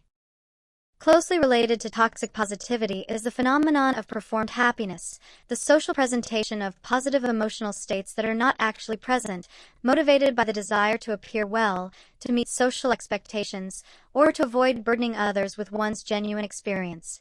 Performed happiness is ubiquitous in contemporary life, amplified by social media culture, in which the curated presentation of one's best moments has become a primary mode of social identity construction.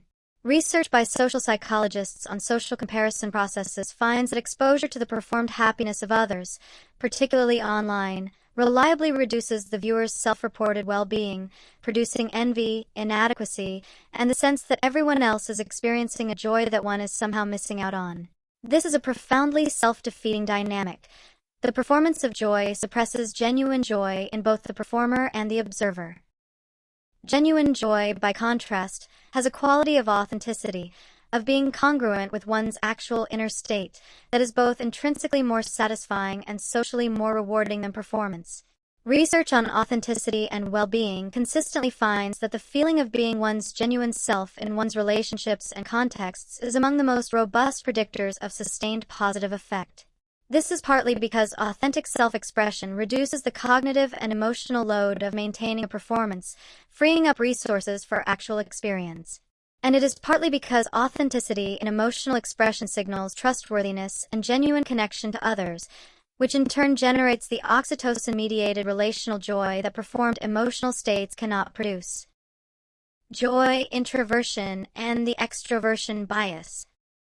Western culture, and American culture in particular, has constructed a cultural template for joy that is unmistakably extroverted, social, loud, physically expressive, enthusiastic, and publicly shared.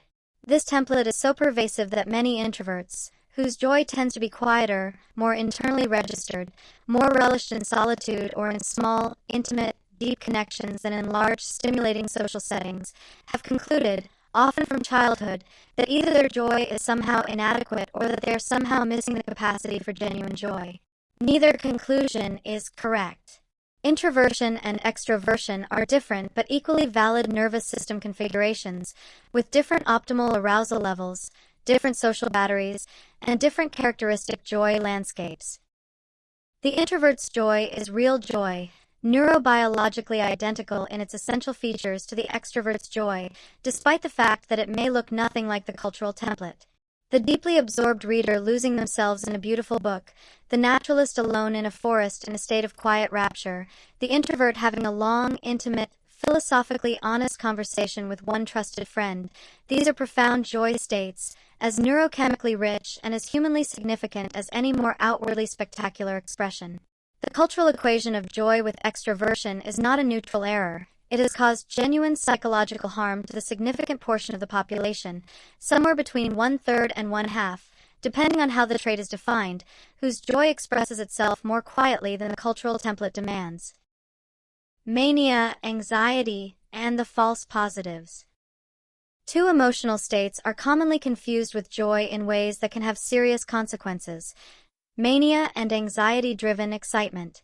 Mania, the state of pathologically elevated mood that characterizes bipolar disorder in its manic phase, can produce an experience that superficially resembles intense joy, elevated energy, reduced need for sleep, racing thoughts, a sense of extraordinary confidence and expansive possibility, and a quality of exhilaration that can feel, to the person experiencing it, like the most joy they have ever felt.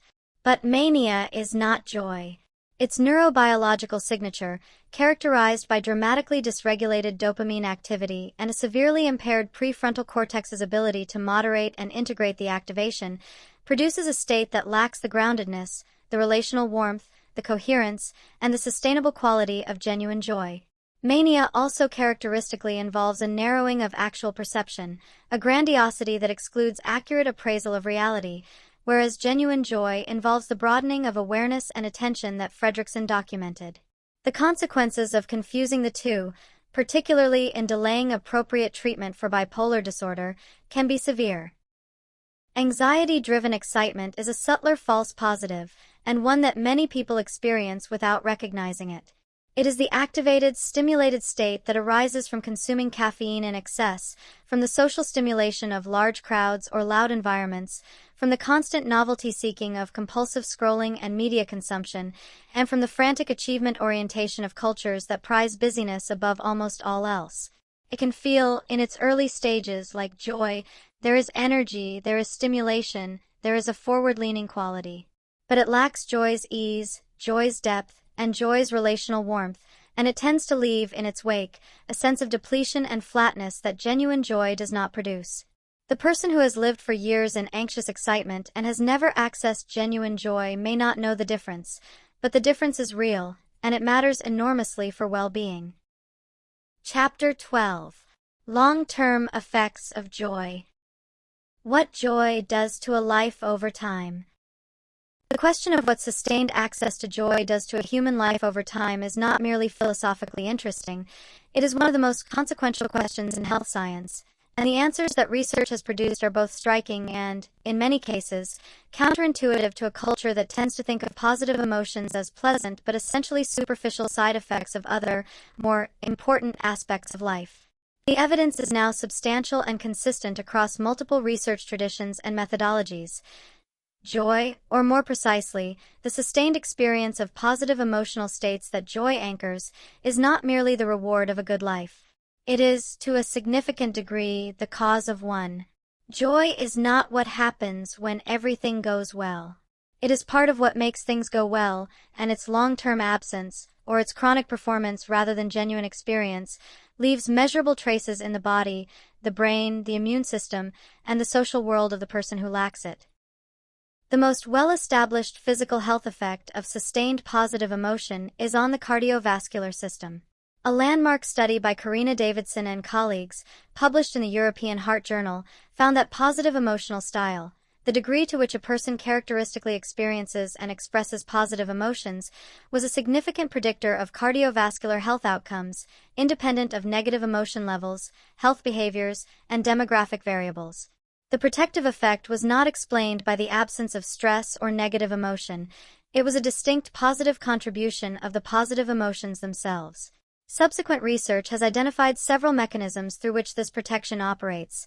Sustained positive emotion reduces the inflammatory markers associated with cardiovascular disease, improves heart rate variability, a marker of cardiac resilience and autonomic flexibility, lowers resting blood pressure, and modulates the hypothalamic pituitary adrenal axis, the body's central stress response system, in ways that reduce the accumulated physiological cost of chronic stress. Immune function, longevity, and the biology of flourishing. The relationship between joy and immune function is one of the most thoroughly researched areas in the field of psychoneuroimmunology, the study of the relationship between psychological states, the nervous system, and immune function. The findings consistently point in the same direction. Positive emotional states are associated with more robust immune function, faster recovery from illness, and greater resistance to infectious disease. A classic study by Sheldon Cohen and colleagues at Carnegie Mellon University deliberately exposed carefully screened healthy adults to rhinovirus, a common cold virus, and found that those who had reported higher positive emotional style in the weeks before exposure were significantly less likely to develop symptoms, not because they were exposed to less virus, but because their immune systems responded more effectively. The longevity effects of joy are perhaps the most dramatic.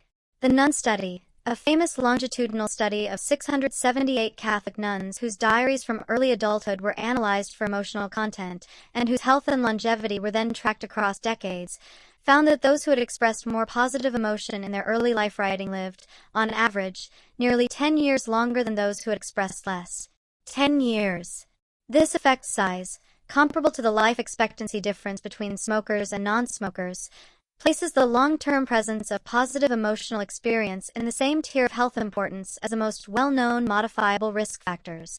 The mechanisms include all those described above: cardiovascular protection, immune enhancement, stress response modulation, but also, powerfully, behavioral mechanisms. Joyful people are more likely to exercise, to maintain social connections, to seek medical care when needed, and to engage in the health-supporting behaviors that collectively add years to life and life to years. The broaden and build legacy, resources that outlast the emotion. The broaden and build theory, introduced in Chapter 5, has a particularly important implication for understanding joy's long-term effects. The resources built during joyful states, the expanded social networks, the psychological resilience, the creative and intellectual capacities, the physical health habits, do not disappear when the joy itself fades. They accumulate. They persist. They form a kind of psychological capital that is available for use in subsequent challenges, including challenges that are profoundly difficult and painful. Research by Fredrickson and her colleagues, using longitudinal data and experience sampling methods, has documented what she calls the upward spiral effect. Positive emotions at one time point predict increases in personal resources and broaden thinking at a later time point, which in turn predict higher levels of positive emotions at a still later time point, creating a self-amplifying cycle that, over years and decades, produces measurable differences in psychological resilience, social richness, and physical health between those who have access to regular joyful experience and those who do not. The cost of chronic suppression.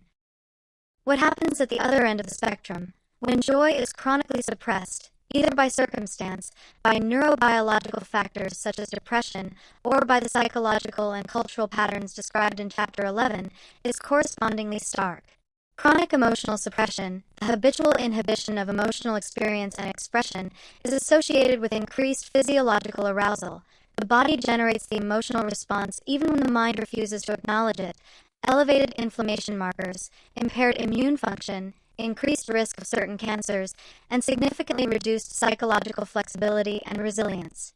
James Pennebaker's decades of research on expressive writing has consistently found that the act of giving emotional experience language and form produces measurable improvements in immune function, reduced doctor visits, and improved psychological well-being.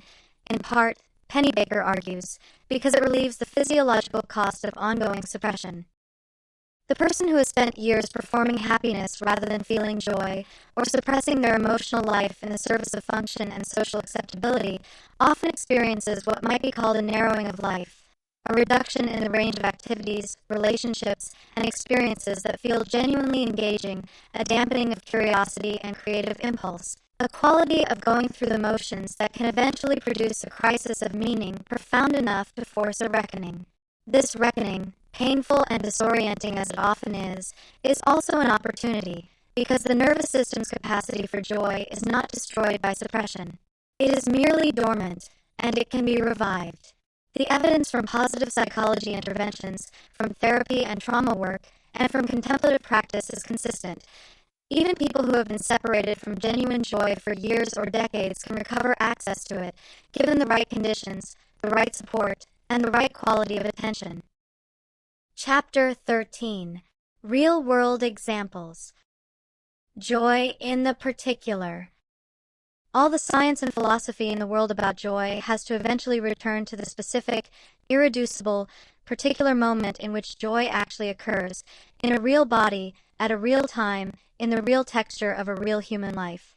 Theory without example is unanchored, and the theory of joy in particular risks floating off into abstraction if it is not regularly returned to earth, to the specific and the vivid and the lived. What follows is a series of real-world illustrations, drawn from the full range of joy's expressions, from the quiet and private to the overwhelming and shared, from the predictable to the completely unexpected, that attempt to bring to life everything that the preceding chapters have described. Consider the parent watching their child take their first independent steps. The child, perhaps 13 or 14 months old, has been working toward this moment for weeks, pulling themselves upright, cruising along furniture, testing their balance with increasing boldness. And then, without ceremony, they let go and take 3 steps into open air before sitting down with a look of profound, delighted surprise at what has just happened to their own body. The parent who witnesses this moment typically experiences something that is simultaneously multiple things. Pride, which is a complex emotion involving the appraisal of another's achievement as reflecting something good about the relationship. Love, which floods the chest with the warmth of oxytocin and endorphins, and a kind of pure, simple joy that requires no analysis, the joy of witnessing becoming, of seeing potential transform into actuality, of being present at a moment of genuine breakthrough. There are often tears, which itself is informative. The emotional intensity has exceeded the threshold that the regulatory capacity of the face can contain, and the overflow seeks another channel. Joy in discovery and mastery. The scientist who spends a decade working toward a result experiences a specific, distinctive form of joy when it arrives, if it arrives. The years of careful, slow, often tedious work, the failed experiments, the revised hypotheses, the incremental progress that sometimes seems indistinguishable from no progress at all, create a kind of pressure in the system, a sustained investment of attention and hope and effort that accumulates in the nervous system like a charge awaiting its release. When the result comes, when the data aligns, when the pattern emerges unmistakably from the noise, when the years of work suddenly snap into focus in a single, clear, beautiful finding, the emotional release is enormous, and it has a specific quality that distinguishes it from other forms of joy. The joy of rigorous knowledge hard-won, the joy of the universe yielding one of its secrets to sustained, careful, honest inquiry. This is eudaimonic joy at its fullest expression, joy that is inseparable from meaning, from commitment, from the deep investment of a significant portion of one's life in a project of genuine understanding. The gardener in later life, perhaps in their 70s or 80s, perhaps limited in physical capacity in ways that younger people take for granted, who kneels in the dirt with a trowel and a handful of seeds, who feels the soil between their fingers and smells its particular ancient living smell, who plants something and trusts the earth to complete what has been started. This person is experiencing one of the most enduring and quietly powerful joy states available to human beings. It is the joy of contact with the living world, of participating in cycles that far exceed any individual life. It is mediated by sensory engagement. The smell of earth activates the limbic system directly, bypassing the cognitive filter more completely than almost any other sensory input, and by the particular pleasure of working with the body in a focused, purposeful, unhurried way. It is the joy of a kind of faith, that what is planted will grow, that care produces results, that the world is still responsive to human tenderness. Joy in music and creative flow. The musician who has practiced long enough to reach the threshold of genuine improvisation, who has internalized the scales, the harmonic relationships, the rhythmic vocabulary of their tradition deeply enough that these no longer require conscious attention, experiences, when improvisation goes right, one of the most reliably reported peak joy states in human experience. The notes arrive before they are planned. The hands move ahead of the thoughts that seem, from the outside, to be producing them. There is a quality of listening while playing, of both making and discovering simultaneously, of the music seeming to have a logic of its own that the musician is following rather than controlling. This is flow at its most vivid and most beautiful, and the joy of it is inseparable from the years of practice that made it possible. No one improvises brilliantly without having first done enormous amounts of disciplined, often frustrating, often non-joyful work. The joy of flow, in this sense, is also the joy of accumulated investment finally expressing itself freely, the joy of the self made large enough to contain and release what has been worked toward for so long. Joy at the edge of grief. The grieving person who laughs unexpectedly at a memory of the person they have lost demonstrates, with great clarity and great tenderness, the truth that joy and grief are not opposites. They can, and often do, coexist, not as contradictory states that cancel one another out, but as simultaneous responses to the same profound reality, that someone was loved, that they are gone, and that the love is still here, still real, still capable of producing both the ache of absence and the warmth of remembering. The laugh that breaks through grief is not a betrayal of grief. It is, in the deepest sense, its most honest expression, the proof that the relationship being mourned was joyful enough to be worth the grief, that joy was present in enough abundance that even in loss it still surfaces, irrepressible and genuine. The refugee who tastes the food of their homeland after years of absence experiences joy that is inseparable from loss, from displacement, from the particular grief of having been removed from a life and a place that formed them. The taste itself, a specific flavor profile encoded in memory, carried in the body, preserved against distance and time, bypasses the cognitive filter entirely and arrives in the limbic system as pure recognition. This is home, this is who I am, this is what I come from. The joy of this moment is not uncomplicated. It carries within it the awareness of everything that has been lost, everyone who is not here, everything that will never be exactly as it was. But it is joy nonetheless, deep, embodied, culturally rooted, irreducible joy that demonstrates, with great eloquence, that joy and loss are not mutually exclusive but often, in the most human moments, inseparably intertwined. Joy in giving. The person who gives something significant away, not because they must, but because they choose to, freely, out of genuine care for another's well-being, and who is flooded in the aftermath with a warmth and lightness that is completely disproportionate to any rational calculation of self-interest, is experiencing one of joy's most instructive variations. The joy of genuine generosity is not merely pleasant. It has a quality of rightness, of alignment, of the self doing what the self, at its deepest level, is oriented toward doing. Humans are, as the research on prosocial behavior consistently demonstrates, oriented toward giving and connection at a fundamental biological level. The ventral vagal system, the oxytocin system, the endorphin system, all of the neural machinery of social bonding and safety, are activated by genuine generosity in ways that are every bit as powerful as the reward systems activated by receiving.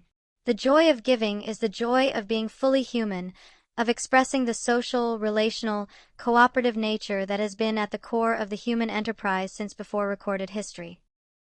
Chapter 14. How to cultivate joy. Joy as a practice. Everything this book has established about the neurobiology, psychology, and phenomenology of joy points toward a single practical conclusion. Joy is not something that happens to you if you are lucky enough to have the right circumstances. It is something that can be cultivated, not manufactured or forced, but genuinely grown, tended, made more available and more frequent and more sustainable through specific practices, specific habits of attention, specific ways of engaging with the world that are supported by robust scientific evidence and that are available to anyone willing to apply them. This chapter is about those practices. It is not about performing happiness or adopting a positive mindset regardless of what is actually happening. It is about developing the genuine, embodied, neurobiologically grounded capacity for joy, the capacity to notice joy when it is present, to create conditions in which it arises more readily, and to sustain it more deeply when it comes. The single most powerful and well-evidenced joy practice is the cultivation of present moment attention, the practice of being, as fully and as often as possible, genuinely here rather than mentally elsewhere. As established in Chapter 8, joy lives in the present moment because joy is the experience of direct, full contact with what is actually happening right now. This is not a statement about optimism or positive thinking. It is a statement about attention. A moment that is fully attended to is almost always more joyful than the same moment half attended to while the mind wanders through its usual catalog of concerns. Mindfulness meditation, in its various forms, from formal sitting practice to open awareness practice to the simple daily practice of returning attention to sensory experience in the midst of ordinary activity, is the most systematically studied method of developing this attentional capacity, and its effects on positive emotional experience are among the best evidenced in all of psychology. Savoring, the practice of prolonged delight. Savoring is the deliberate practice of attending closely to and drawing out a positive experience, staying with it, noticing its details, allowing it to register fully rather than moving through it toward the next thing. It is the conscious counterweight to the pace of modern life, which tends to rush through positive experience in the same way it rushes through everything else. Research by psychologists Fred Bryant and Joseph Veroff, who developed the concept of savoring and the empirical methods for studying it, has consistently found that savoring practices significantly increase the intensity and duration of positive emotional experience associated with a given event, not by changing the event, but by changing the quality of attention brought to it. Savoring takes many forms. It can be as simple as holding a pleasurable experience and attention for a moment longer than you otherwise would, sitting with a beautiful sunset rather than photographing and moving on, tasting the first bite of a meal with full attention before the subsequent bites become automatic, staying in the moment of a good laugh rather than redirecting attention to what comes next. It can involve sharing. Bryant's research finds that sharing positive experiences with others and anticipating sharing them significantly amplifies their joy-generating effect. It can involve what psychologists call mental time travel in a specifically positive direction, deliberately and richly recalling positive memories, visiting them with the same attentional quality as a real present experience, and allowing the memory to generate the neurochemical response that the original experience produced. Memory of joy, attended to with care and richness, is itself a joy practice. The science of gratitude. Gratitude is not a moral virtue with a tenuous connection to well-being. It is a neurobiologically precise joy practice that reliably produces measurable improvements in positive affect, relationship quality, sleep, and physical health through mechanisms that are increasingly well understood. The most effective form of gratitude practice, supported by research from Robert Emmons, Martin Seligman, and many others, is not the casual daily listing of things one is grateful for, which tends to become habitual and therefore neurobiologically inert. It is specific, effortful, attended gratitude, the practice of identifying something genuinely good in one's experience and then sitting with it long enough for the emotional response to fully develop, noticing what it feels like to have received this good thing, allowing the warmth of appreciation to register in the body as well as the mind. The neurological mechanism is straightforward. Deliberate gratitude activates the hypothalamus, which regulates many basic physiological functions, including sleep, and produces dopamine release in a way that strengthens the neural circuits associated with noticing and appreciating positive experience. Over time, regular gratitude practice literally trains the brain to be more attentive to positive aspects of experience, not by ignoring the negative, but by correcting the well-documented negativity bias that leads human brains to register threats and losses more strongly than positive experiences of equal magnitude. Gratitude, practiced regularly and with genuine attention, essentially recalibrates this bias, making joy more accessible not because the world has become rosier, but because the observing system has become more honest about the full range of what is actually present. Play, movement, and creative engagement. The recovery of play in adult life, which for many people requires the conscious overcoming of cultural shame about playfulness and the deliberate carving out of time and permission, is one of the most direct and underutilized pathways to joy available to anyone. Play, as Panksepp's research established, activates a dedicated neural circuit whose function is precisely to generate the social, spontaneous, embodied joy that characterizes children at their most alive and that adults at their most alive know and remember and often yearn for. Play does not require a specific activity. It requires a specific attitude, spontaneity, openness to silliness, the suspension of achievement orientation, the willingness to engage with something for the sheer pleasure of engaging rather than for any external purpose or result. Physical movement, exercise in its broadest sense, including walking, dancing, sport, yoga, and any other form of embodied, rhythmic, physically engaging activity, is among the most robustly evidenced joy practices in the literature.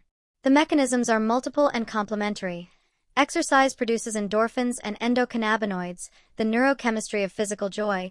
It reduces cortisol and inflammatory markers, the neurochemistry of stress. It increases serotonin synthesis and availability, it improves sleep quality, and it provides, in many forms, the dual benefits of physical engagement and social connection. Dance, which combines physical movement with music, rhythm, and social synchrony, is particularly powerful in this regard.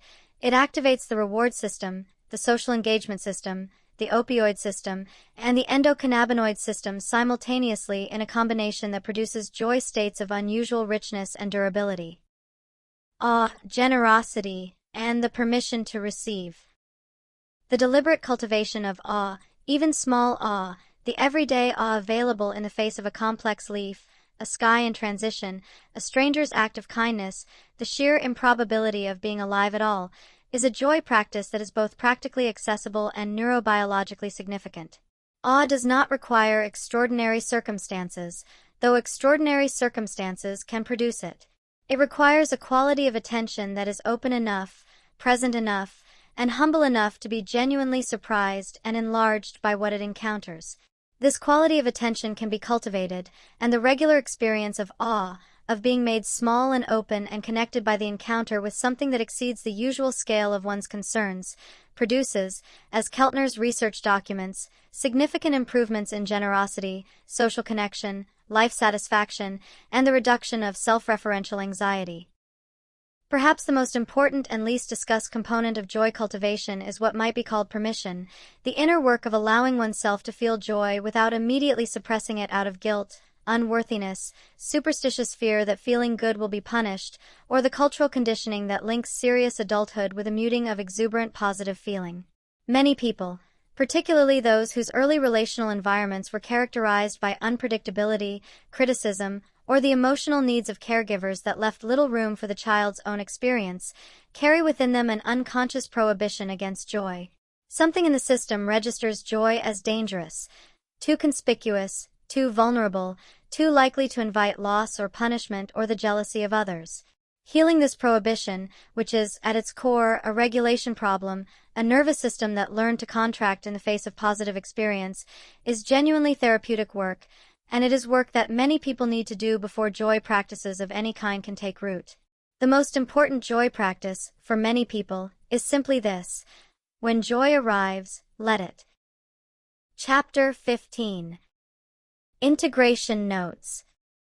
Living in relationship with joy. The risk of a book like this one, a book that examines joy with scientific precision and psychological depth and offers specific practices for its cultivation, is that the reader might finish it with the impression that joy is now a project, something to be achieved, optimized, and monitored, a new item on the list of self-improvement tasks already competing for attention in the modern life.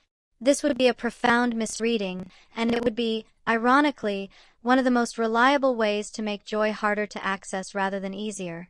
Joy does not respond well to being chased. It does not flourish under the pressure of being a target. It is not a destination, and it is not a reward for doing the work correctly.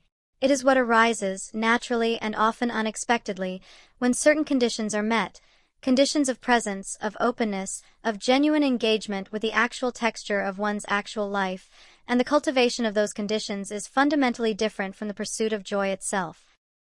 What this book has attempted to demonstrate, through 15 chapters of neuroscience, psychology, phenomenology, and example, is that joy is a fundamental biological endowment, one that every human nervous system carries, that evolution spent millions of years refining, and that functions not as an optional luxury available only to the fortunate but as a core component of the system by which human beings are guided toward what is genuinely good for them and for the people they are connected to. Joy is the nervous system's signal of alignment. Alignment between the self and the present moment, between the person and their genuine values, between the individual and their community, between the human organism and the living world it evolved within. When joy arises, something is working. When joy is absent, chronically, not in the normal ebb and flow of experience but as a sustained, baseline condition, something is wrong, and attending to that wrongness is not weakness or indulgence but appropriate and intelligent self-knowledge. Joy and sorrow, the full circle. One of the deepest and most important things this book has tried to establish is that joy and sorrow are not opposites. They are not in competition. They do not cancel one another out, and the project of a good life is not, as so much popular psychology implies, the maximization of the former and the minimization of the latter. The deepest joy is often most vivid precisely when it is held alongside grief, the joy of memory alongside the sorrow of loss, the joy of love alongside the vulnerability and terror that genuine love always brings, the joy of beauty alongside the ache of its transience, the joy of being alive alongside the awareness, which deepens with age, that this particular life is finite and therefore precious beyond any calculation. To feel both simultaneously, without collapsing one into the other, without using joy to escape grief or grief to justify the suppression of joy, is not a special achievement available only to the spiritually advanced. It is the full use of the emotional range that every human being is equipped with. It is, in fact, what a full human life feels like from the inside when you are paying attention. The Japanese concept of mono no aware, the pathos of things, the bittersweet joy of impermanence, is not a note of melancholy grafted onto an otherwise cheerful cultural sensibility. It is a profound and accurate perception that the cherry blossoms are most beautiful at the moment of their falling, that joy and loss are braided together in the experience of everything genuinely loved and genuinely present. The grief that arises when a wonderful day ends, when a child grows out of a stage of life you loved, when a season changes, this grief is not a problem to be solved. It is the shadow cast by real joy, and it is proportional to the joy that preceded it. If you did not care, you would not grieve. If you were not fully present, you would not notice the loss. The grief is evidence of the joy, and the joy, even in retrospect, is not diminished by the grief that follows it. It is deepened. Joy as a practice of wakefulness. What remains, then, is not a prescription but an invitation. The invitation is not to be happier, though sustained genuine joy tends, as the evidence shows, to produce better health, stronger relationships, greater creativity, and longer life, and these are not trivial outcomes. The invitation is more fundamental than that.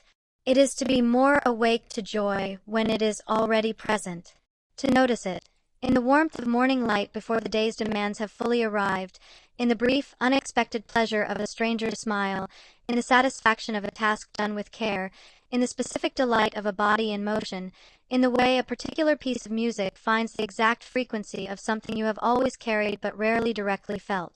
Joy is not rare. It is, as this book has argued from many angles, built into the architecture of the human system. It is what the system is, in part, for. What is sometimes rare is the quality of attention that allows joy to register, the willingness to pause long enough, to be present enough, to turn the face toward what is genuinely good in this moment rather than already reaching for the next one. The great insight of contemplative traditions, empirically validated now by decades of positive psychology and neuroscience research, is that the human capacity for joy is not fixed by circumstance.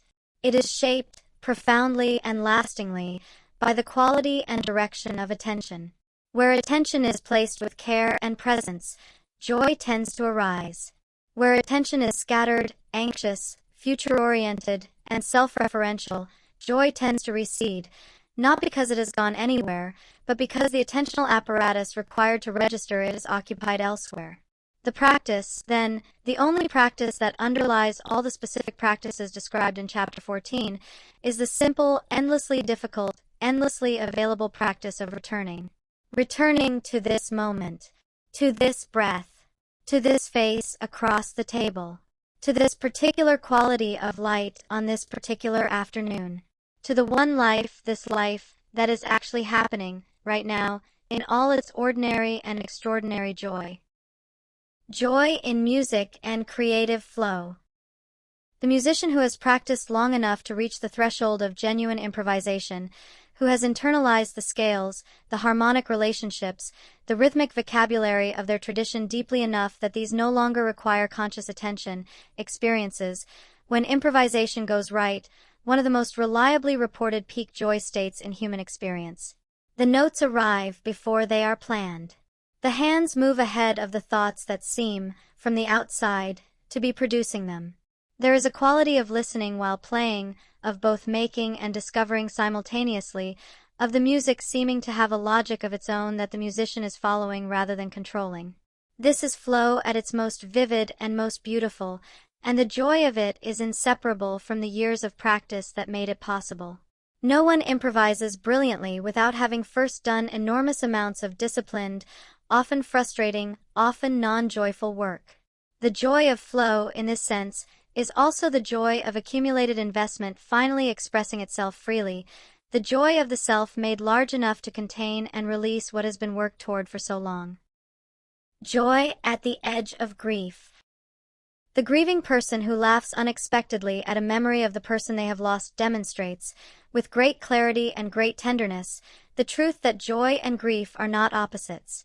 They can, and often do, coexist, not as contradictory states that cancel one another out, but as simultaneous responses to the same profound reality, that someone was loved, that they are gone, and that the love is still here, still real, still capable of producing both the ache of absence and the warmth of remembering.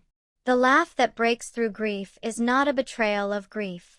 It is, in the deepest sense, its most honest expression, the proof that the relationship being mourned was joyful enough to be worth the grief, that joy was present in enough abundance that even in loss it still surfaces, irrepressible and genuine. The refugee who tastes the food of their homeland after years of absence experiences joy that is inseparable from loss, from displacement, from the particular grief of having been removed from a life and a place that formed them. The taste itself, a specific flavor profile encoded in memory, carried in the body, preserved against distance and time, bypasses the cognitive filter entirely and arrives in the limbic system as pure recognition. This is home, this is who I am, this is what I come from. The joy of this moment is not uncomplicated. It carries within it the awareness of everything that has been lost, everyone who is not here, everything that will never be exactly as it was. But it is joy nonetheless, deep, embodied, culturally rooted, irreducible joy that demonstrates, with great eloquence, that joy and loss are not mutually exclusive but often, in the most human moments, inseparably intertwined. Joy in giving. The person who gives something significant away, not because they must, but because they choose to, freely, out of genuine care for another's well-being, and who is flooded in the aftermath with a warmth and lightness that is completely disproportionate to any rational calculation of self-interest, is experiencing one of joy's most instructive variations. The joy of genuine generosity is not merely pleasant. It has a quality of rightness, of alignment, of the self doing what the self, at its deepest level, is oriented toward doing. Humans are, as the research on prosocial behavior consistently demonstrates, oriented toward giving and connection at a fundamental biological level. The ventral vagal system, the oxytocin system, the endorphin system, all of the neural machinery of social bonding and safety, are activated by genuine generosity in ways that are every bit as powerful as the reward systems activated by receiving. The joy of giving is the joy of being fully human, of expressing the social, relational, cooperative nature that has been at the core of the human enterprise since before recorded history.